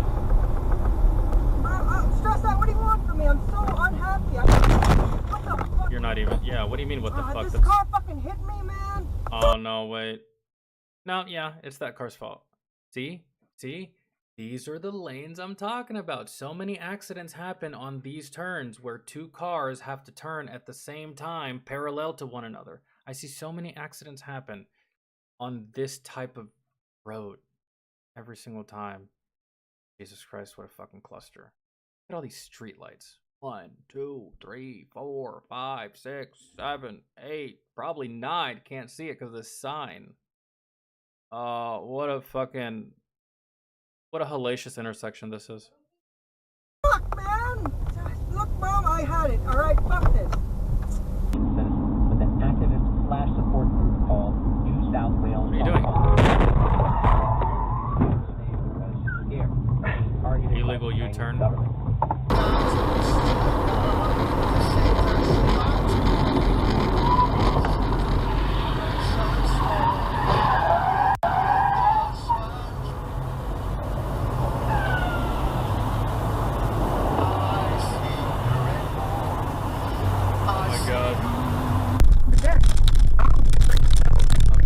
Oh, it is. Oh,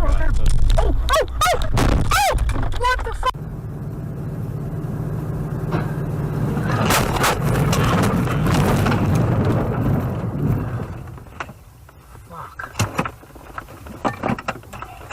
Hey, at least, like, this is perfect, because at least you know...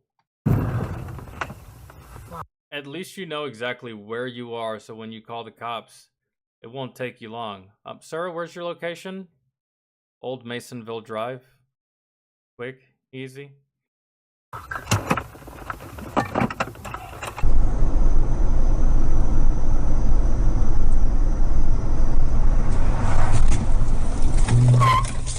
Oh, he hit a power line. Damn. There goes the Wi-Fi.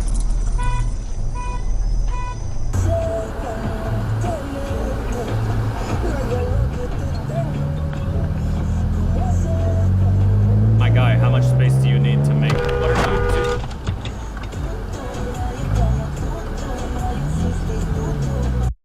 I know that car saw this car, bro. I know it. I'd be so mad.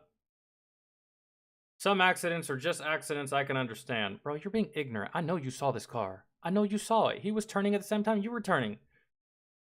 And then you do some jackassery like this. I'd be mad.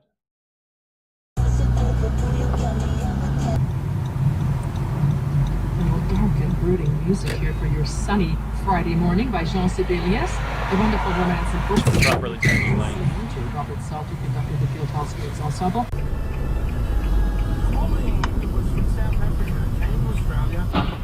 Oh shit! Oh shit! Oh my days! Oh my days! Dude sounds like he's 70. Oh no. I'm gonna go.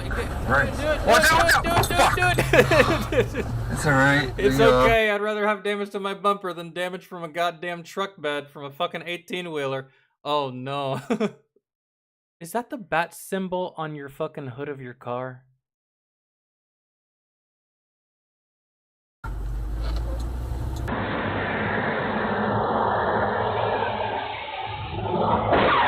Damn. Jesus. Took his whole bumper.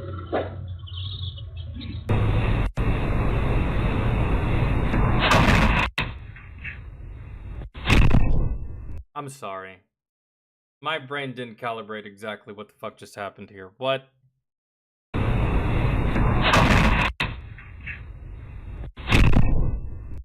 That person's dead. That person's dead. That impact, I know it's water, bro, but... I know y'all done a belly flop before on water. Sucks. You can't breathe. Knocks the wind out of you.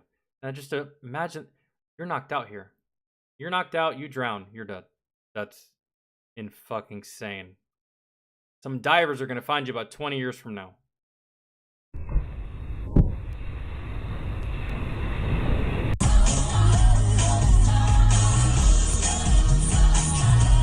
Can't.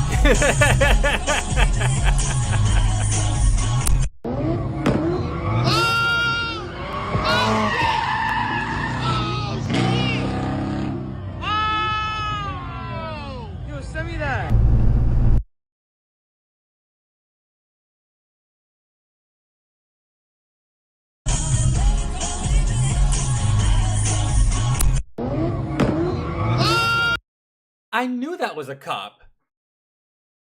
And the cop didn't even do anything. He was just like, hey, bro, shit was clean. What can I say? I mean, my squad car's all the way back there, so, I mean, I can't really... I knew that was a cop.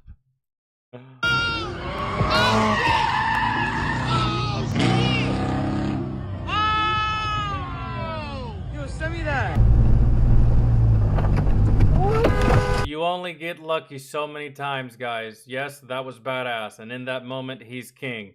And that video is going to bring him so much clout. But the next time might not be the same. Just remember that if you decide that you want to do stupid shit with your car. Oh. It's not the same result every single time.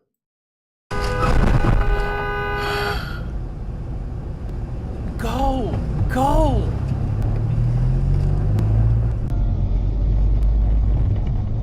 Oh shit! Shit, bro, what the fuck? Yo, that was clean though. That little fucking... He self-corrected, acted like nothing happened. Like, damn. My bad, bro. That could've gone so terrible. This is what it's like.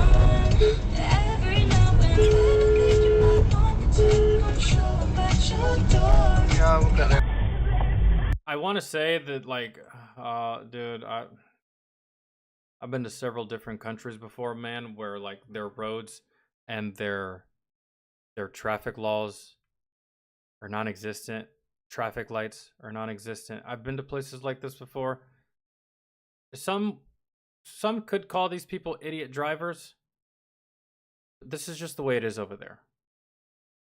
In a world without street lights, everyone here in America would be a fucking idiot driver. So to these people, this is just driving. I've been to places where it's like this. I mean, dude, this is a cluster. Like, and the people that are in most danger are the ones on the fucking Vespas.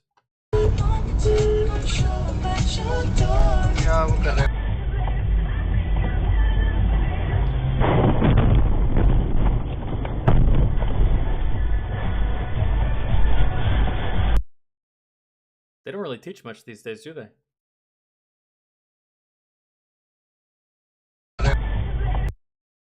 Guys, you're on a 3-lane highway. This is your visibility. Pop quiz. You're on a 3-lane highway. This is your visibility. What do you do? 10 points for whoever gets this correct. What do you do?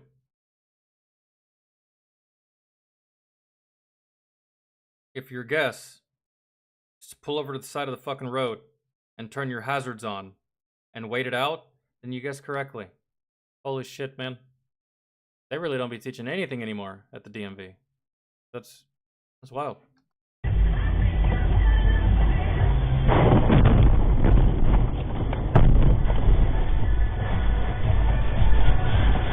worse, could have hit that SUV. And my man just kept going. I'm assuming you have to shit, good sir, because I think I'm just gonna wait this out so that I don't kill myself or somebody else. You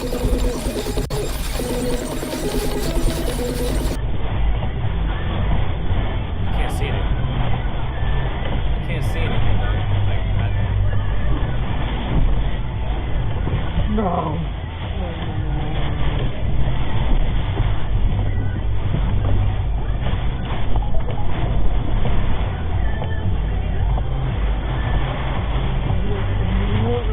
Good sir, I believe that what you need at this current moment is a boat.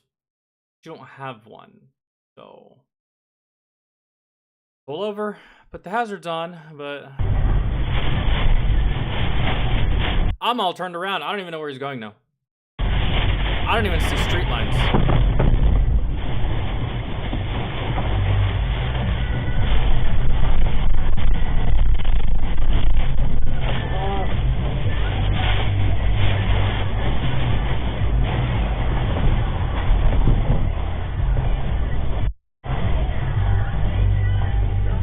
Where is this? I think I hear Katy Perry on the radio. I don't know, man. This might be Florida. And this is like hurricane. And this dude did like not plan ahead at all whatsoever. This is a lot of rain. That's a lot of fucking water. I don't know what this guy's plan is or what his plan was, but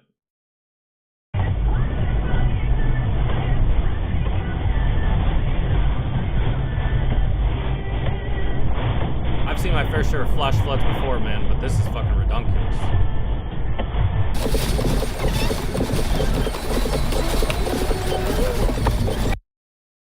The water is up. Dog! That's it for you. You're done. You're done. There goes your bumper. You flooded the engine. Congrats.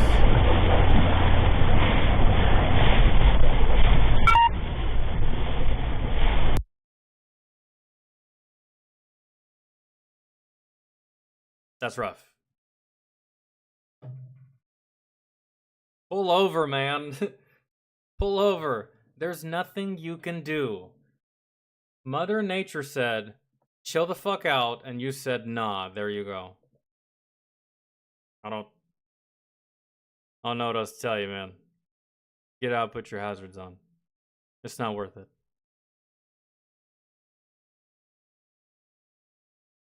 And if you got shit that bad, bro, pull over the side of the road. No one's gonna see you. Most highways, this is the way it is. You pull over, right? You walk like 5 feet. Most highways, you walk 5 feet off the road, and it kind of goes downhill a little bit. Go down there, take a shit, rip your shirt in half, wipe your ass, get back in your car. There's no reason to hurry. There's no reason to hurry. Alright, Adik the one, right?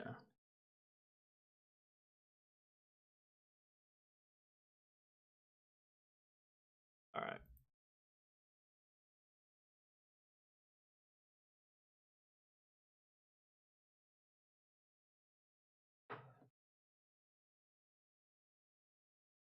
Have I done that before? Pulled over on the side of the highway to take a shit? Yeah.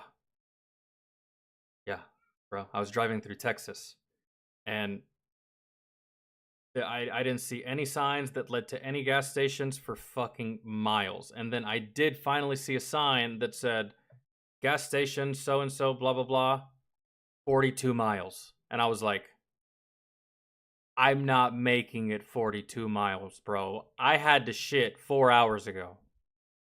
I stopped the car. Not happening. You gotta go, you gotta. There's no reason to speed. There's no reason to do 220 miles an hour on the highway just to get to a bathroom, bro. Just shit on the side of the street. It's not that bad. At most, oncoming traffic is gonna laugh at you, but the best part about it is you'll never see those people again. So don't worry about the embarrassment. Not that bad.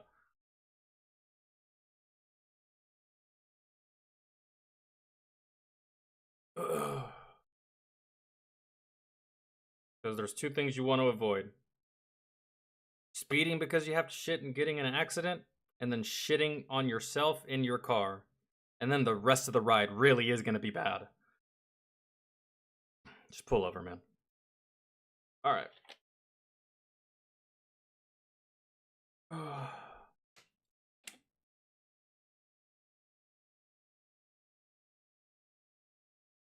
Try Not to Laugh challenge number 60 by Adik the one. All right. I believe my plan. The last Try Not to Laugh challenge that we did, I lost. That goddamn Joe Biden clip got me. But I think we're good. Is to create a city that people can dream about. The universe is change. I think we'll get this one. Here we go.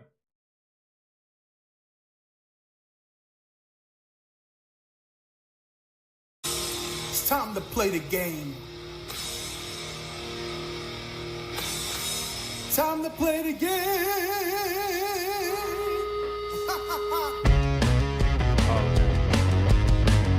And imagine you laugh at that before the intro.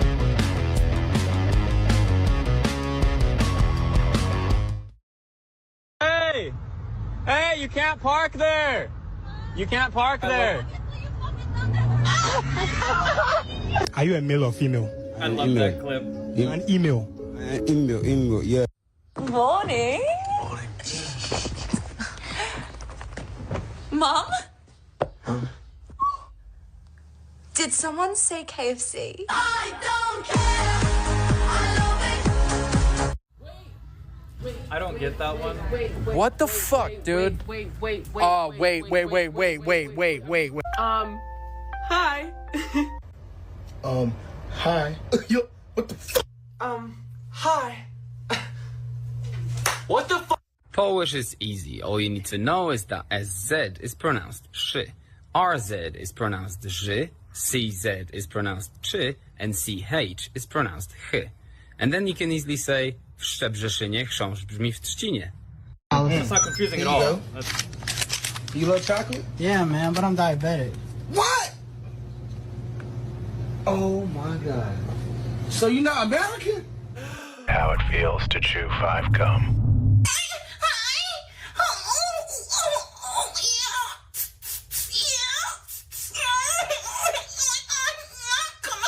Stimulate your senses. Are we just hit 8 billion people in the world? There's 8 billion people. I know, let that sink in. Okay, yeah. God. Eating cake with chopsticks, Dad? Yeah. Yeah. I hope you die in a fire. Have you ever had a dream Oh, no. that you you No. had you No. you could you do No. you wit Who you did once this? you could do so You're a menace. You'll do you could you want them to do you so much you could do anything. Just so you know, and I wanted you to hear it from me first, went hospital today for a blood test and positive for Indian COVID. They don't think it's too bad, but they said they could get worse over the weekend. And just let you know that Sherry Bancha Diva Dita Tesapdor.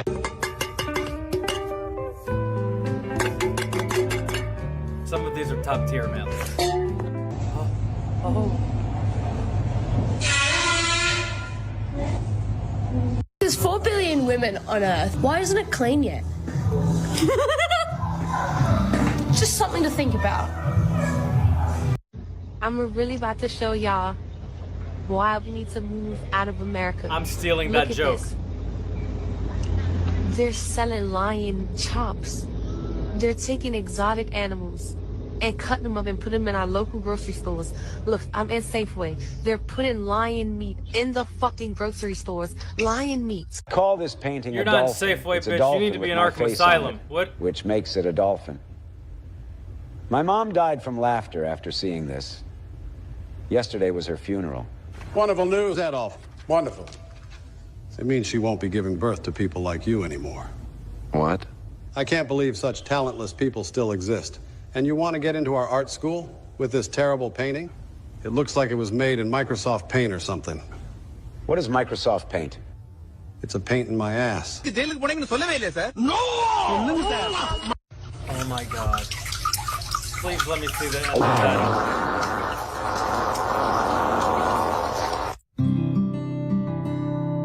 I can't be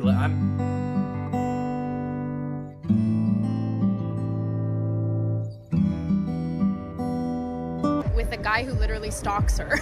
Yeah. Weird. Well, stay here and rot, you stuck-up bitch.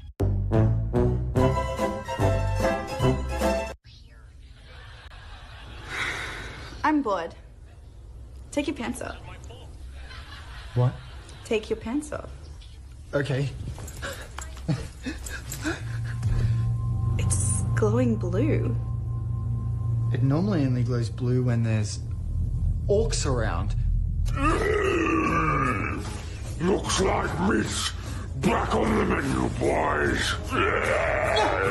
What's up? A lot of y'all do not know that I am in a wheelchair, but that do not stop me from living life. It may have slowed me down a little bit, but it don't stop me. I still travel and I'm still lit. Word. This was my first time indoor skydiving, and I cannot wait to do it again.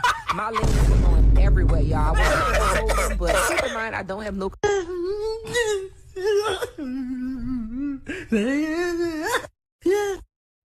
Have you ever tried pine cone jam? Have you ever tried barbecue hammers?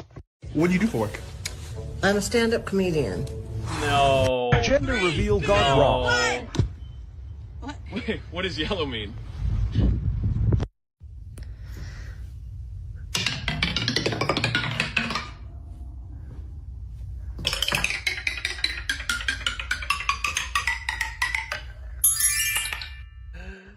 No one in the world has the power that I have. No one in the world, nowhere in the world, not even in America, has the power that I have.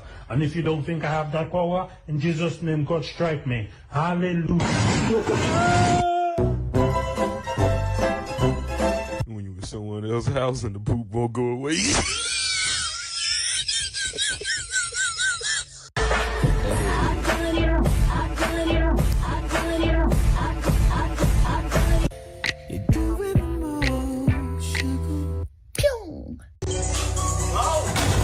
I have proof that God is black. Everyone calls him Father, but nobody's seen him. That's epic.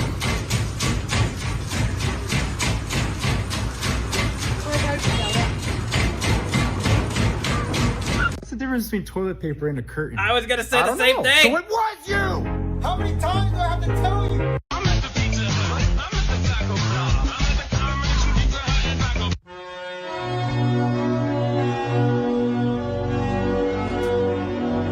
A woman, because they never let you finish a sentence without making a sentence. Look, a shooting star. Make a wish. I wish I could suck my own dick.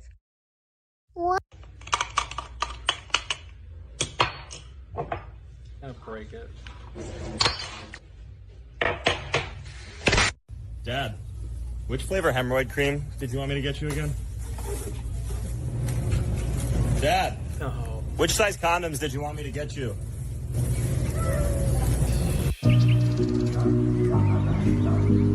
He looks like he's a little bit too old to be grounded, so there's like not. Oh no. If I snap my fingers, you'll forget that you were ever gay. I was never gay. Exactly. Wait, no, stop. Yes. No, stop.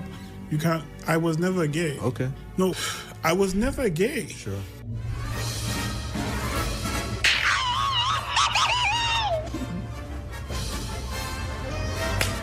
Oh my god.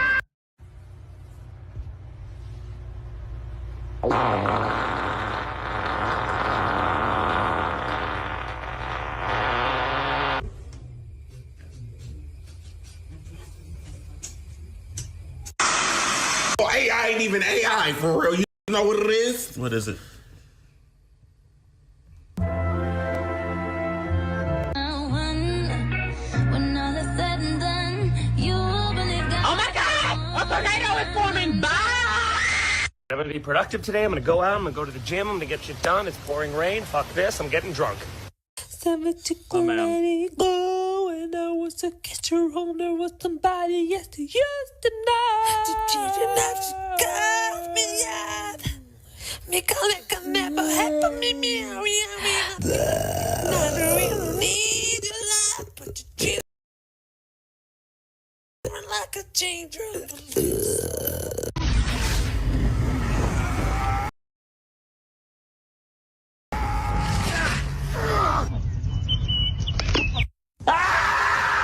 Looking for in a partner. What are you looking for in a partner? Basically somebody that can hold me up, not hold me down. Cause I go through a lot, you know? That's basically it. All right. Swimming, just keep swimming, just keep swimming, swim.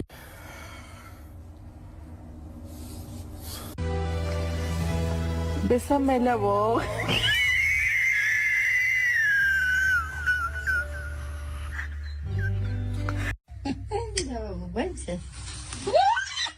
Ain't no way, bro. No, bro.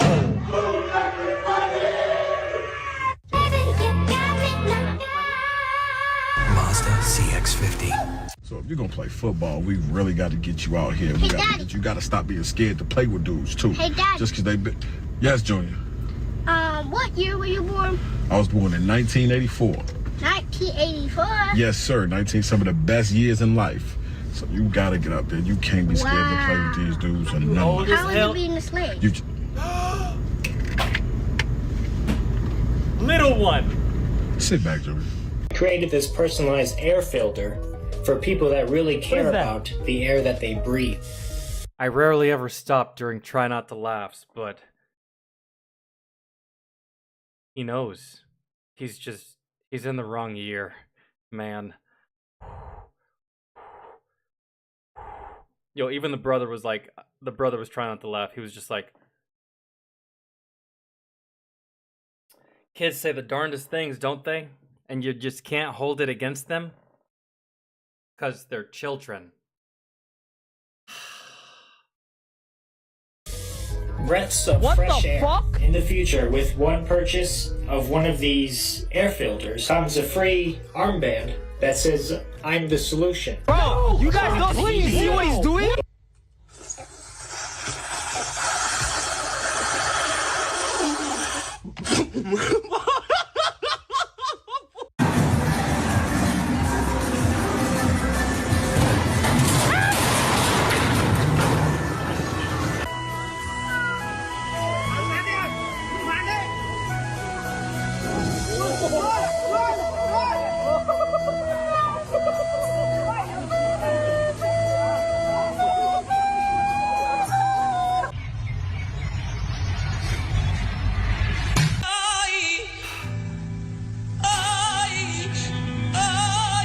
All been by unanimous decision, but you gotta be careful. Thanks for watching. That should be an illegal move, to be honest. Really. That's I made it. I motherfucking made it. Dog.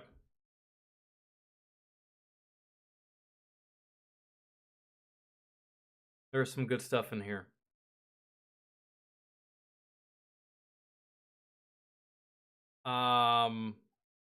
Bro, this one right here is diabolical. Hold on.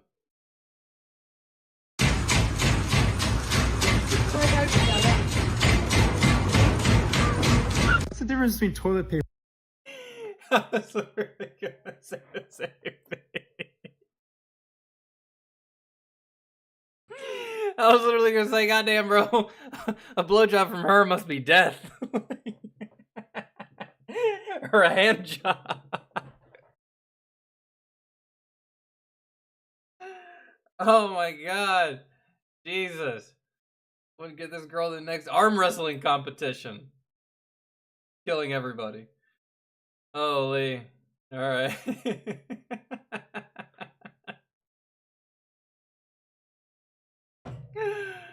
Oh man. That was so good. Like, holy shit. That is what you call a vindictive hand job right there. Like, that's like, I'm mad at you, but I'll still give you a hand job anyways. Like the equivalent of shaking another man's hand and just like squeezing the shit out of his palm. Oh, god damn it.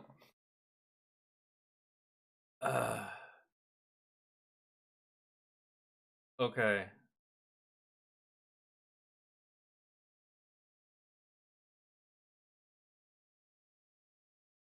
Oh wait, I think didn't the debate start out? It says Trump versus Kamala debate. Final preparations are underway. It doesn't start at 7? Bro, I can't wait to see the highlights. It hasn't started yet, so even if we wanted to watch it, we can't.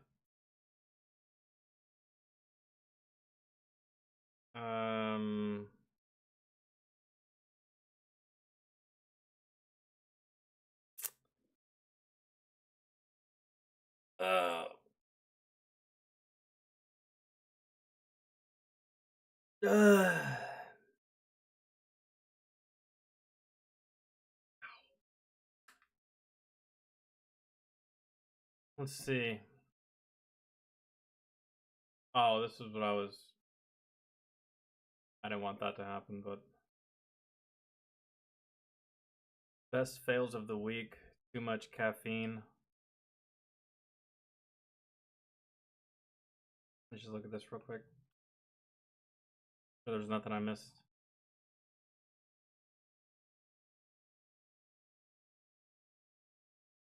No. Got all that shit. Did that Stolen Valor video.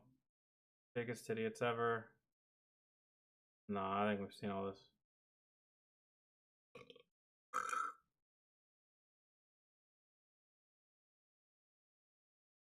Okay, I think that's for a music stream. I'll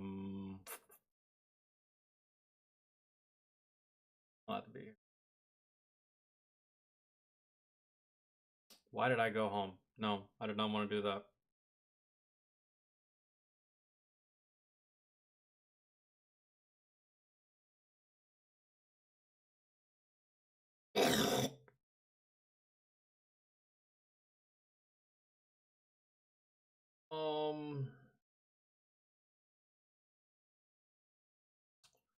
I was trying to find something that I wanted to watch, but I can't really figure out what the fuck I want to watch.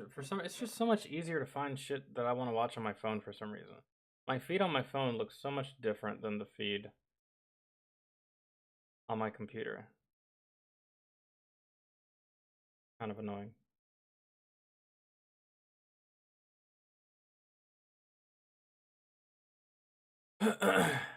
Yeah, I was hoping I was kind of hoping that the debate would have been over already. That way, like, highlight clips were already available, so I could watch those. 20 most brutal deaths in history. Bette Midler, I don't know who that is.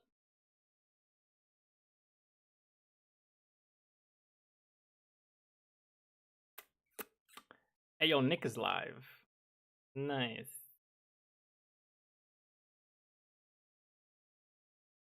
Good.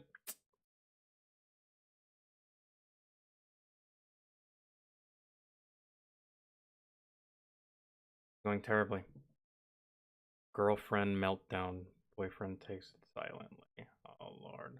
Man. Speaking of that, I've been wanting to watch videos from Man Talk for like the longest time. I just can't ever find the time to do it.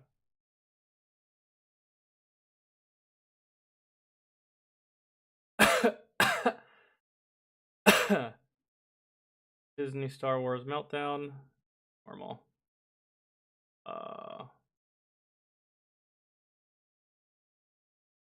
No, I wonder if I hit it again. Woke TikToks like you've never seen before. Oh my god. Fucking maybe. Cops save drunk man from water, then face an unseen nightmare.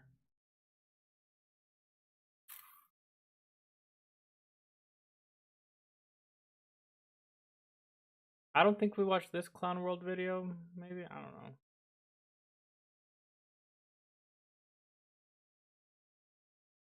Yeah, I think this shit either starts at like 8 or fucking 9. How do they start the presidential debate so goddamn late, man? People got work in the morning. Start this shit at like 5. Motherfuckers get off work.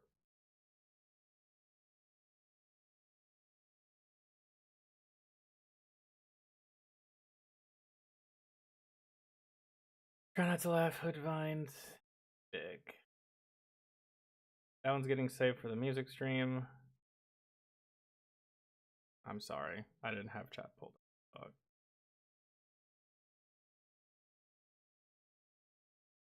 Katai, sounds good. No, Braxton, I have no idea who Bette Midler is.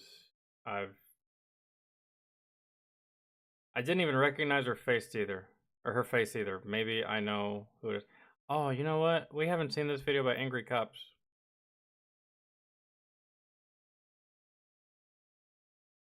The Marines nearly abducted on video.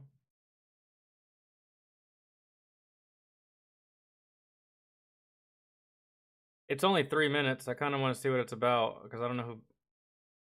Oh, Bette Midler is the lady that plays. That's her, the lady that plays the Hocus Pocus bitch. Winifred Sanderson. That's Bette Midler. Plays Winnie, I guess. I never knew her name. at all. That is her. I never knew her name. I'm not sure how much I want to find out about, like,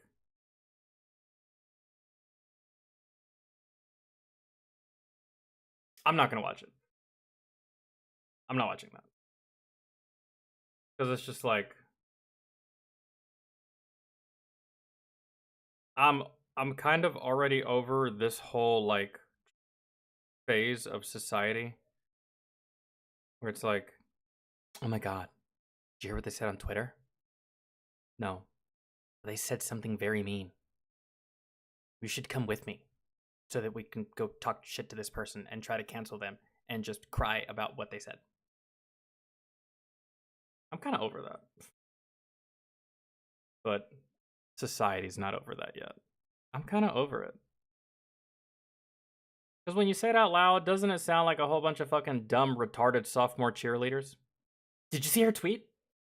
It's crazy. So crazy. Like, I'm not retweeting that. Like, no way. Fucking people.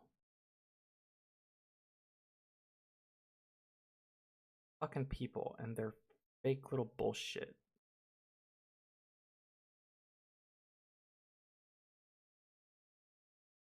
Oh, we haven't watched shorts in a while. I kind of want to watch some shorts. Top 20 most controversial movies ever. Maybe? Oh, the debate starts at 8:30. Steven Crowder is streaming it. On Rumble, never mind. If I went live on Rumble, maybe we could watch it. Hell, if I went live on Kick, we could probably watch it. But I don't think I want to watch it enough to where I end my live and go live on another platform at the moment. So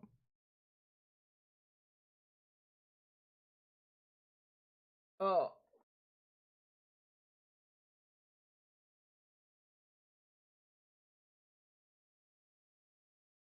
Let's do it.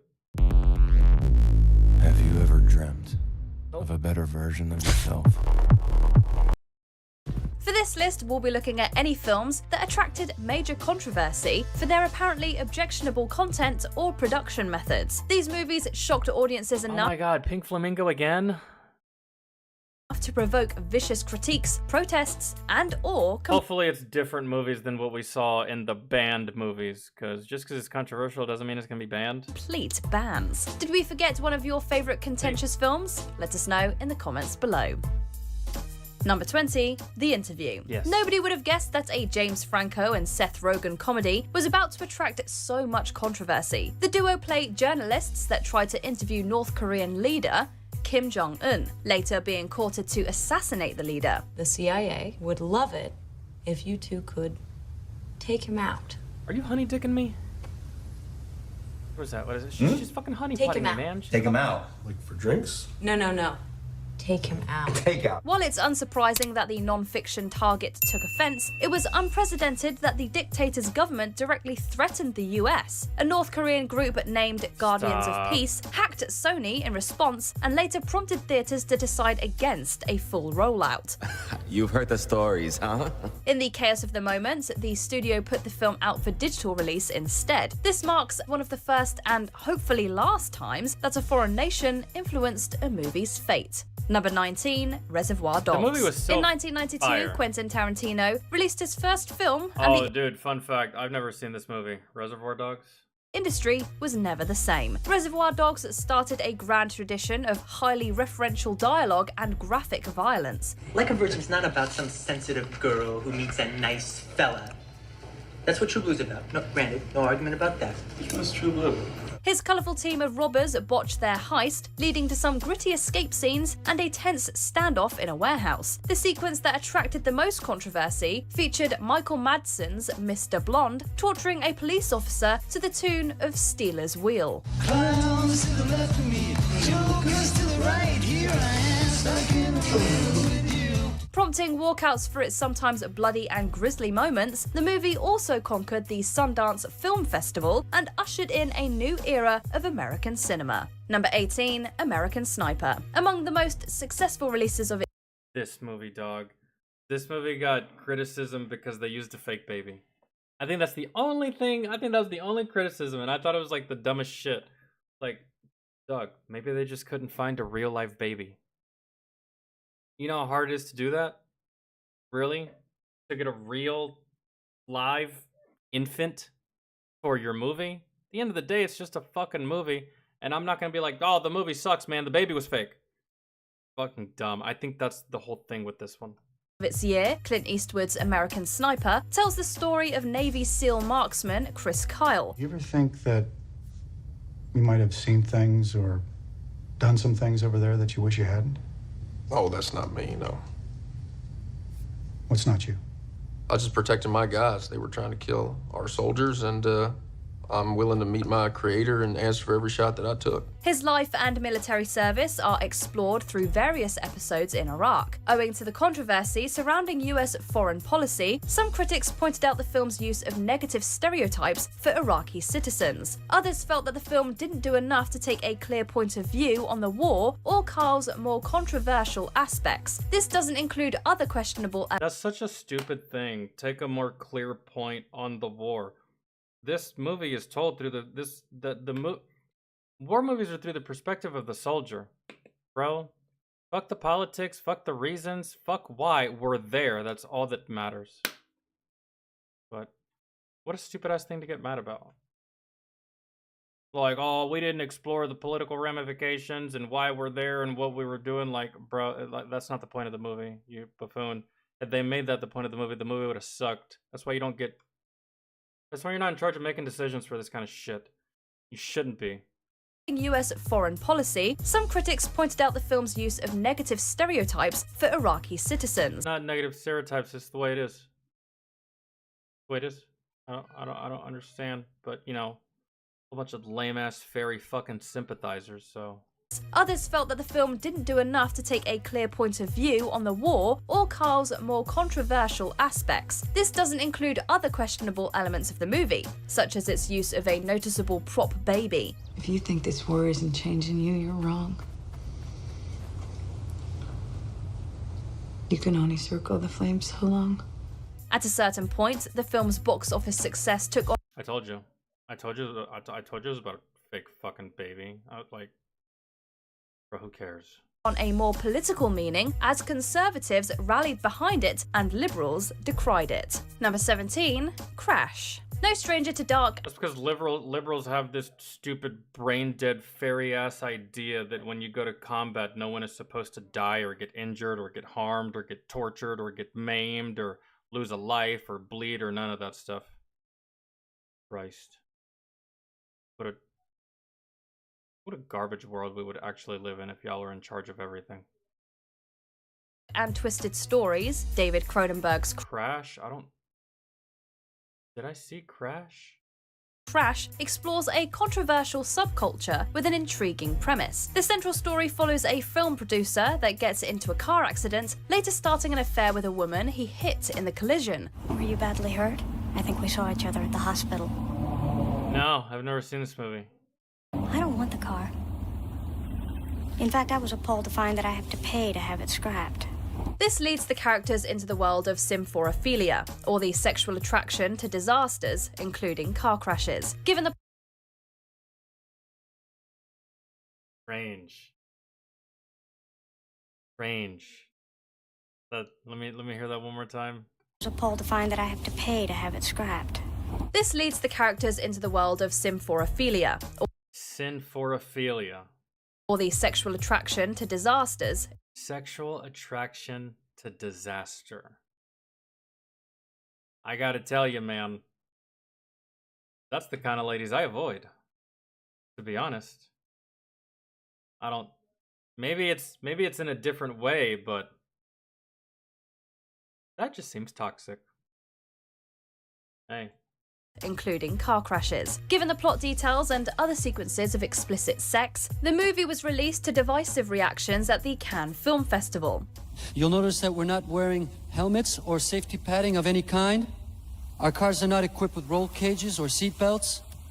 We rely solely on the skill of our drivers for our safety, so that we can bring you the ultimate in authenticity. Plenty of attempts were made to ban it from distribution in both the UK and the US. Some even worried that the piece would inspire similar behaviour, which only deepened the rift between its supporters and detractors.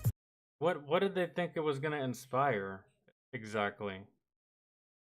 Yo, for $5, these are prime time deal. This. What were they afraid that it was gonna inspire? If anything, you know what movie they needed to be worried about inspiring fucking anything? Is fucking Fast and the Furious. Man. Like, hey man, putting out this film, we're gonna inspire a lot of dumb motherfuckers that don't realize they're not as good as they think they are, and they're gonna wrap their cars around trees. Oh well. Number 16, Apocalypse Now. Francis Ford Coppola's film transforms Heart of Darkness. Good God, is that Harrison Ford? Oh, 1979. Yeah, that's Harrison Ford. And Martin Sheen. What is this? Apocalypse Now? I've never seen this either. The most recent Martin Sheen movie that I watched was The Final Countdown, which was hella good. Older film, but Yeah, which only deepened the rift between its supporters and detractors. Number 16, Apocalypse Now. Francis Ford Coppola's film transforms Heart of Darkness into a tale set during the Vietnam War. The project went over budget and suffered countless setbacks in its multi-year production in the Philippines, including the heart attack of star Martin Sheen. I'm here a week now. Waiting for a mission. Getting softer.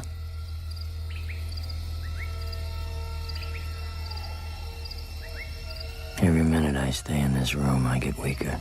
On top of all the additional bad press, there was a contentious moment of a real animal sacrifice happening on camera. Real corpses were also used for another scene, but it was soon discovered that they'd been supplied by a grave robber. Given that the war was still fresh, the film was already preparing for controversy. bro, shit was just different in the 70s and the 80s. They got real dead bodies for their movie. And it was supplied to them by a grave robber, which is illegal. Shit was just done different in the 70s, and good God. Controversy for its showcase of American action during the war. Coppola's final product received various reactions in 1979, setting the foundation for its status as a mythical and controversial creation. Number 15, The Last Temptation of Christ. Many stories about Jesus attract a certain amount of controversy. With Martin Scorsese's The Last Temptation of Christ, I'm not attracted to these kinds of movies at all. I've never seen this. No plan on seeing it either. Reaction went far beyond the usual critiques. The movie adapted Nikos Kazantzakis' novel, which had already stirred up religious groups. Is that Defoe? It is. For its exploration of Christ's struggle with earthly provocations. You're here to trick me. Trick you. To love and care for a woman, to have a family. This is a trick. Why are you trying to save the world? One scene in particular still riles up certain audience members as it shows him coming down off the cross in a fantasy and living out his life as a married man. Protests and picket lines incited more interest in the film, but a terrorist attack on a Parisian theatre showed a much more radical and reprehensible response. Several countries banned the movie for an extended period as the director endured apparent death threats. Are you going to kill God? God? Are you going to kill God? Didn't you hear me, Jesus? There is nothing you can do. God killed her. Number 14, Borat. Sacha Baron Cohen made a movie with one of his... This movie right here was very controversial. And even at the time, bro, 2006, I was like a sophomore in high school. Bro, when I watched this movie for the first time, I was just like, dog, I feel like we're committing a crime by just watching this movie. Yeah, this show was so funny. He walks up to this girl. He's like visiting America. He walks up to this girl. I think no, that might be Dictator that I'm thinking of. I think I'm thinking of Dictator because it's the same actor. But yeah, Borat was wild. his trademark characters from the Ali G Show, taking his Kazakh journalist Borat on a discovery of America. His comedic style encourages real people to unwittingly join him in bits that often mock their ignorance. It depends on how hard you hit them and all that. It's hard to say. Yeah, hard. You might, if somebody rolls on the windshield, they could crack your windshield. How fast do I need to go to guarantee I kill him? Let me tell you something. With this vehicle here, probably doing 35, 40 miles an hour would do it. Great. Oh, what a fantastic salesman, dude.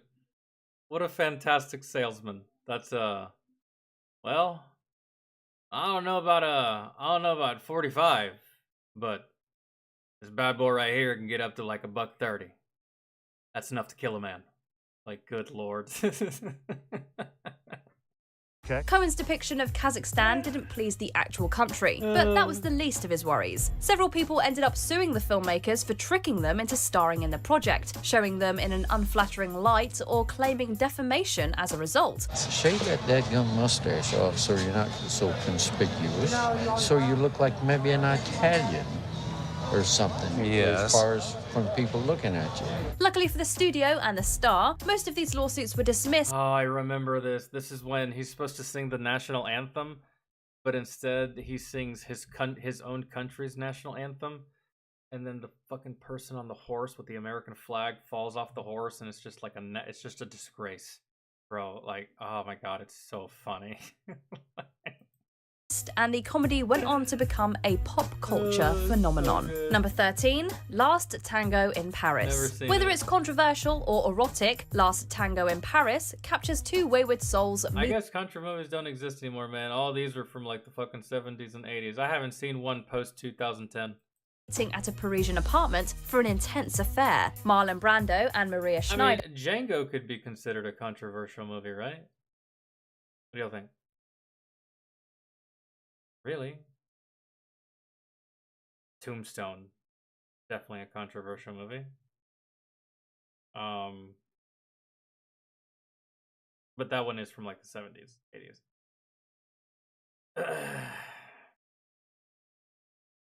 I don't know. Not too much controversy with films these days. I mean, there is controversy with films, but not the kind of controversy that would warrant a response or a reaction from any of us, because we're just normal, logical thinking people. So we don't get overly upset for shit in films. But play the central couple who participate in explicit sequences that go well beyond the standard Hollywood love scenes.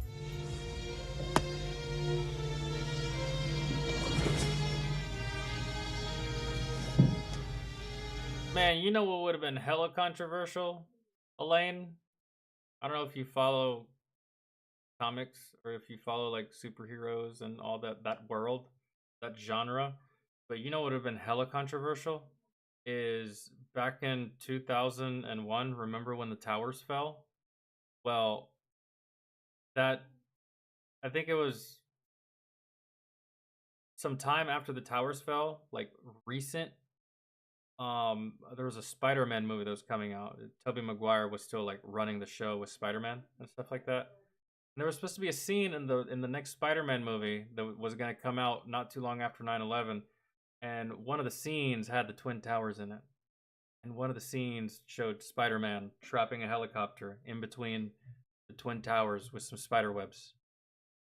We never saw this scene because I guess it was considered disrespectful at the time, which didn't bother me because I didn't find out this bit of information until years later. But yeah, that would have been controversial. Putting the Twin Towers in a movie, like literally right after that event, that would have caused some shit. So they took that out. It was later revealed by Schneider that director Bernardo, which I can understand. I get it. You know, it's a sensitive time for people. You don't want to go poking the hornet's nest. Bertolucci and Brando made this production worse for the young actress. One infamous moment came when a sexual act was portrayed on screen that the performer was deeply uncomfortable filming. Along with objections from the cast, the Italian government proclaimed it to be obscene and destroyed copies of the movie. Don't open it. Why not? I don't know. Don't open it. What about that? Can I open that? While some consider it too explicit, other critics champion the project in endless debates.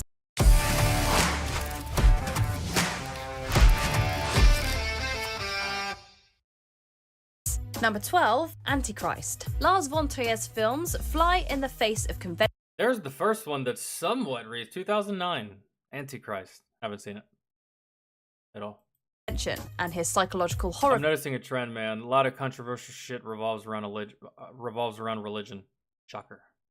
Piece Antichrist is yet another example of his singular vision. Playing a married couple, Willem Dafoe and Charlotte Gainsbourg reel from the awful tragedy of losing their child by heading to a cabin in the woods. You look like you slept well. Thanks, I did.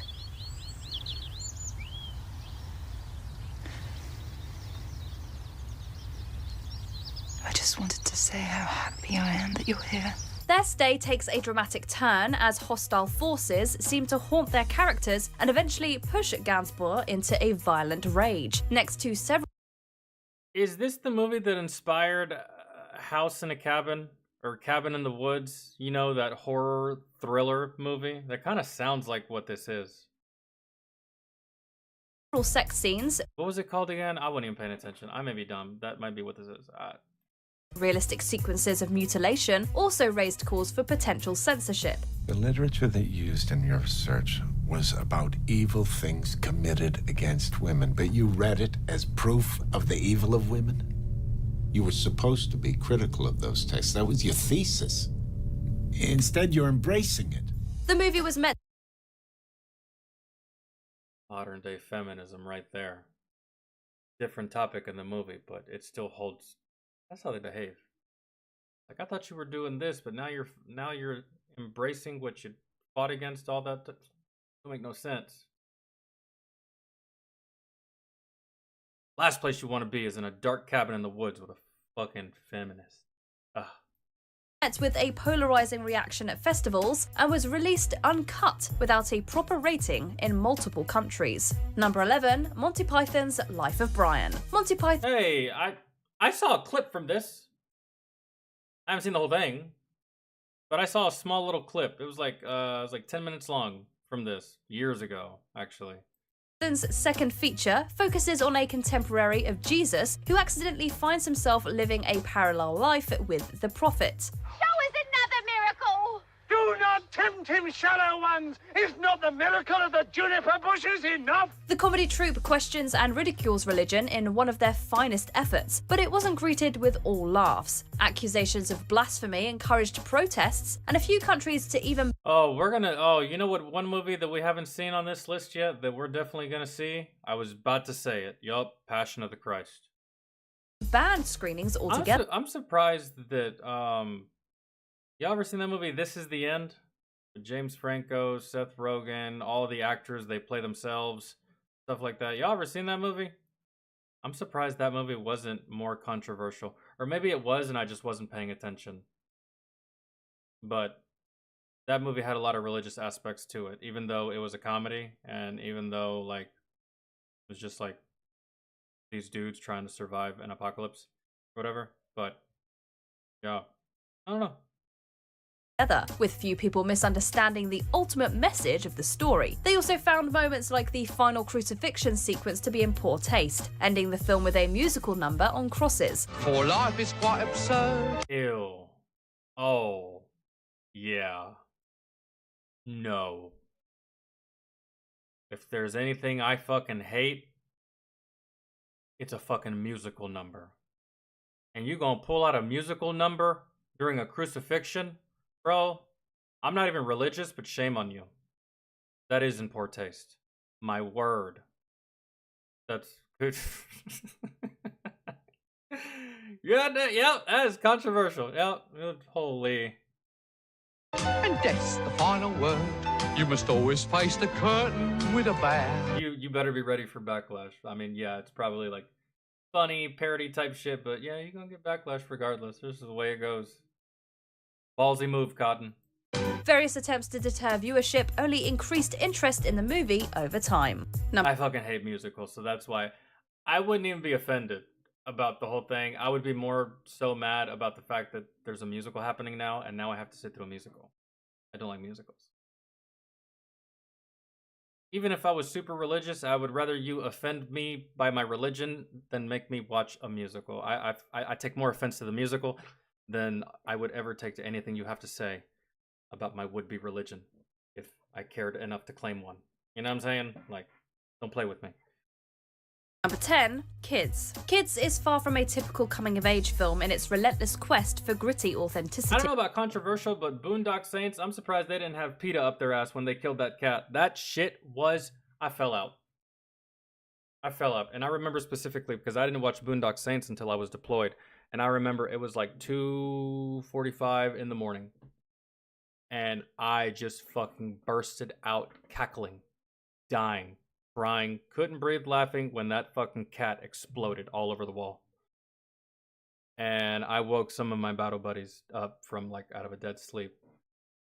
They were like, "Dog, what the fuck? What is, like, shut up. It's 2 in the morning." I was like, "Sorry, man, watching Boondock Saints." And then another random battle buddy of mine, "Was it the cat scene?" I was like, "It was the cat scene." He's like, "It gets me every time too, bro." And so, yeah. Harmony Korine wrote the script as a teenager, wanting to dive into the grim reality of young life in New York. You still mad at him? Of course I am. How am I gonna forgive him after what he did? Well, what did he do? He stole. Oh, this kind of reminds me of a show that my ex used to watch. It was like it followed like the teenage life and the teenage life of some kids in like the UK or some shit, or like they were British or something, and it was kind of weird. It was like drugs and parties and like some EDM music and some cocaine, and there was like a love triangle, and it was just, that's what it is. That's what it is. Yeah. I sat down with her one day. I was like, "You know what? I haven't hung out with my best girl in a while. Let's see what she's watching. I'll watch it with her." Bro, I watched like an episode and a half. I was like, I changed my mind, man. Like, let me know when you want to go to Taco Bell or something. I'm gonna go back and play Apex Legends. There's no way. I can't. That's what it was. Yeah. Stole her virginity.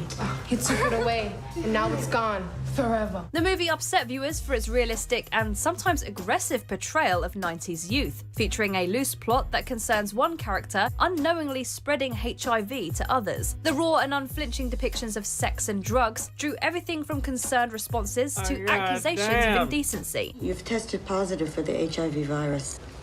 What? The test isn't 100% accurate. Damn. That didn't even dawn on me when I was a kid. Someone willingly spreading HIV. Yep, that's definitely not something I dealt with. Jesus Christ. Not even. That's, depending on what state you're in, that's probably like attempted murder. But I don't know. Accurate. You should. I tested positive? I'm sorry. I only had sex with Telly. Director Larry Clark There you didn't go. care about MPAA. Whoever Telly is has HIV. That's wild. Jesus Christ. I came from a generation of like, when was this? 1995? Good Lord. No wonder fucking Boy Meets World blew you out of the fucking water. That was also a show about teenagers. Took it a little far with the willingly giving people HIV. Ratings, however, creating a cautionary tale like no other as a result. Number 9, Pink Flamingos. Oh, we're skipping this one. I can't watch anything else about Pink Flamingos. I'm good. I've already seen this one. An exercise in poor taste. Number 8, Irreversible. Some movies are only meant to be seen once, if at all. Gaspar Noé's Irreversible might... What was this? What year? 2002? Are only meant to be seen once, if at all. Gaspar Noé's Irreversible might very well be among that list, with some of the most disturbing sequences in cinema history. After a woman is brutally assaulted, 2 men seek out vengeance by any means necessary. Qu'est-ce que tu fais? Viens! Viens, je te dis, on approche! Noé's unorthodox structure makes their already painful experience all the more difficult to watch. Given that the scene where Monica Bellucci is attacked runs at 9 minutes, some people could not stomach sitting through the experience at all.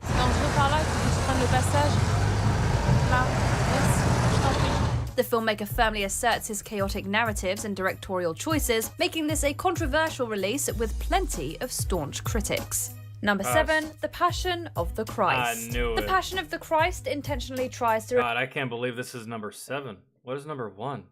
reveal the violent reality of Jesus Christ's final moments. For context here, I've never seen Passion of the Christ. Again, these movies do not excite me or attract my attention in any way whatsoever. Not even a little bit. I can't. I'll cry from boredom. Papa, kuulet kehu. Henke hel. Koste mini. Given an R rating, Mel Gibson pulls no punches with the crucifixion in a sequence that drew debate about the extent of its gruesome effects. The director was also questioned for his treatment of Jewish characters in the story and even his accuracy to the Bible. See, that's what I've never understood, man. People will get mad. Even the Bible thumpers, they'll get mad, right? Oh my God, that was just brutal to see. But you'll gladly read it. He depicted it accurately, yet it still angers you. Like, I don't think you're mad with the movie. I don't think you're mad with Mel Gibson. I just think you're mad at the reality of what you worship. And the fact that it wasn't all sunshines and rainbows like it reads in the book. Seeing something and reading about it, two completely different reactions from a person. Like, it's just like always. Im Yeshua Nazaret. Jetzt alive! In fact, there are few aspects of the movie that didn't attract some amount of controversy. These points of contention did not hinder the project's success, as it went on to earn well over $500 million at the box office. Damn. Number 6, The Birth of a Nation. The Birth of a Nation is one of a handful of cinematic artifacts that altered the course of American history. D.W. Griffith provided a template for early filmmaking, but his feature also inspired a new wave of the Ku Klux. When did this movie come out? 1915? My dad wasn't even born yet. Of cinematic artifacts that altered the course of American history. D.W. Griffith provided a template I don't even think my dad's dad was born yet. early filmmaking, but his feature also inspired a new wave of the Ku Klux Klan.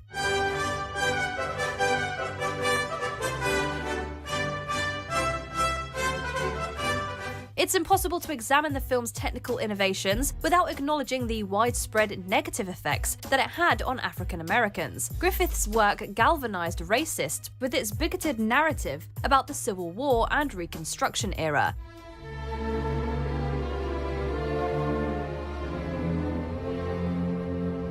This looks boring as Representing fuck. a deeply unsettling and hateful period in US history, this controversial movie did much more harm than it ever did good. Number 5, Cannibal Holocaust. We're gonna skip this one because we already saw about this one. Let's go to okay. A Serbian film. Oh my god, we've seen that one too. I'm skipping that one. That one's number I knew it. Okay. Huzzah, here we are. Number 1.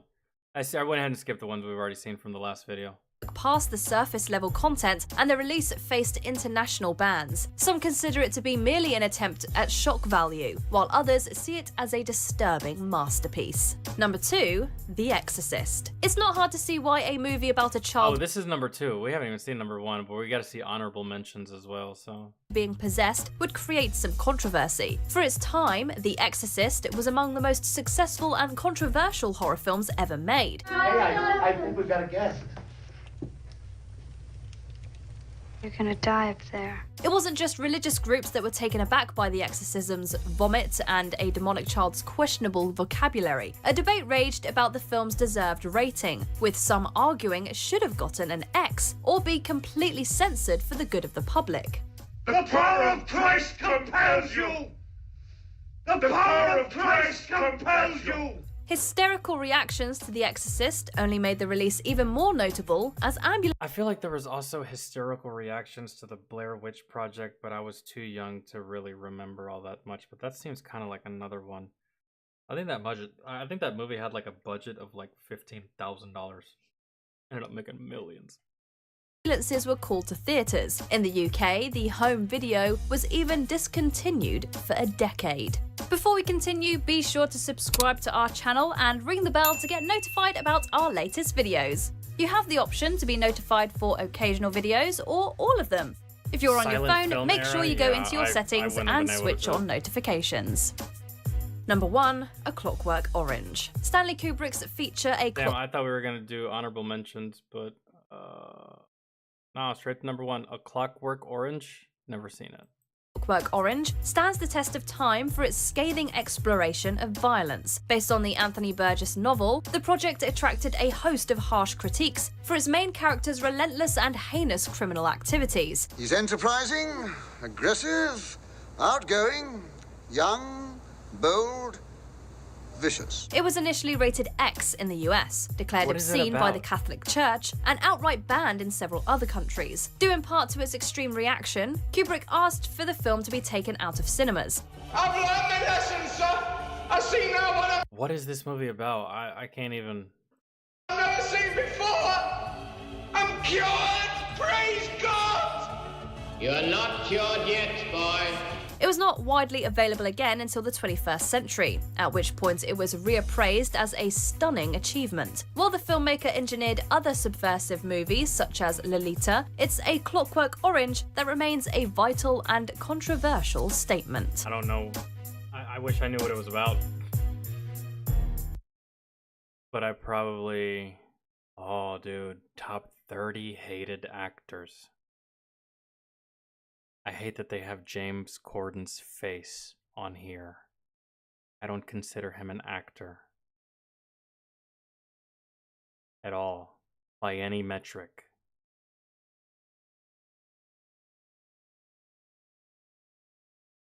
He's just a baboon that found a niche. And that niche is people laughing at him.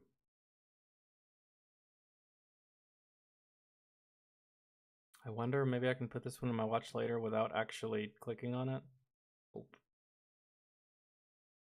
Well, there's that. Oh. You don't want to watch this? Watch what? Top 30 hated actors? I don't know. I don't know if there's any actors that like... There's actors that are annoying. But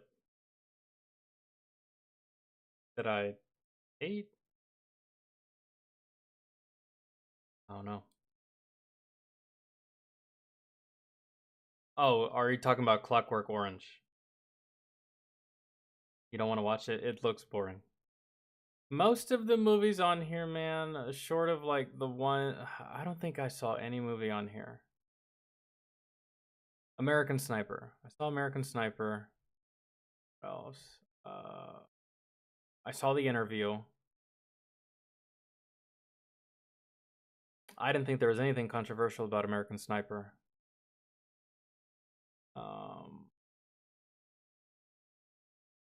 And everything else I haven't seen. And to be honest, I don't even want to. It's all movies about religion. I've seen Borat. It's just all movies about religion, bro. And those movies, to me, they bore me more than horror movies. Like,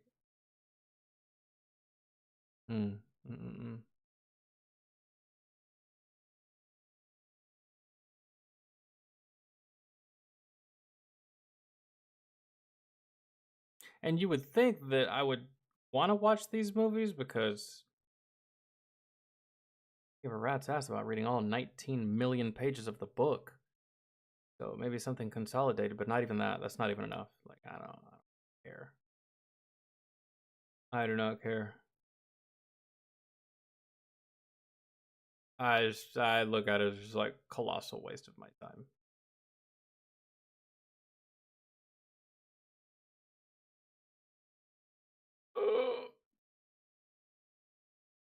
It shows a really bad assault on a woman. Oh, that shit wouldn't faze me. I mean, I've seen plenty of that in movies. I've seen plenty of that on TV. And hell, the movie that we were talking about earlier, I Spit on Your Grave, you see just that in the film. That's not really an issue. It just seems boring.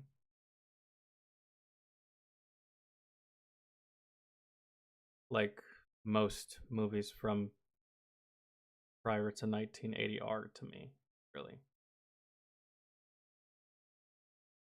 Like, I don't know if it's like, I don't know, maybe I'm just like maybe I'm just bougie, bro. I can't watch shit in black and white. Like, if I had to watch TV in black and white, I'd just stop watching shit. I can't, man. The people from that time probably wasn't that big of a deal. But now, no. It's like going back to horse and carriage. Who the fuck is doing that? Except for the goddamn Mormons. Nobody. And farmers. I didn't want it to refresh, but I mean, thanks, I suppose. I didn't. Alright. Well. That is gonna do it, dudes. I'm gonna get out of here. I'm gonna go eat.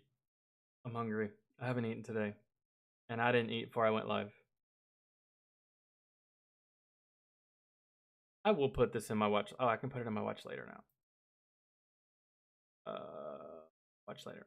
Alright, yeah. I'm out. Tomorrow's gonna be a music stream on Twitch. If you want to join me there tomorrow, feel free. Oh. And then the next day is going to be another YouTube stream right here, and it'll be a variety. It's always going to be variety streams here on YouTube, and it's always going to be music on Twitch. All right, so I'm going to go eat. I'm going to go fuck off for the rest of the evening. Hopefully y'all have a good Tuesday. Hopefully, if I don't see you tomorrow, have a happy hump day. And hopefully I see y'all this weekend. Alright, so have a good one. If y'all need anything, y'all can hit me up on Discord or DM me. Love y'all.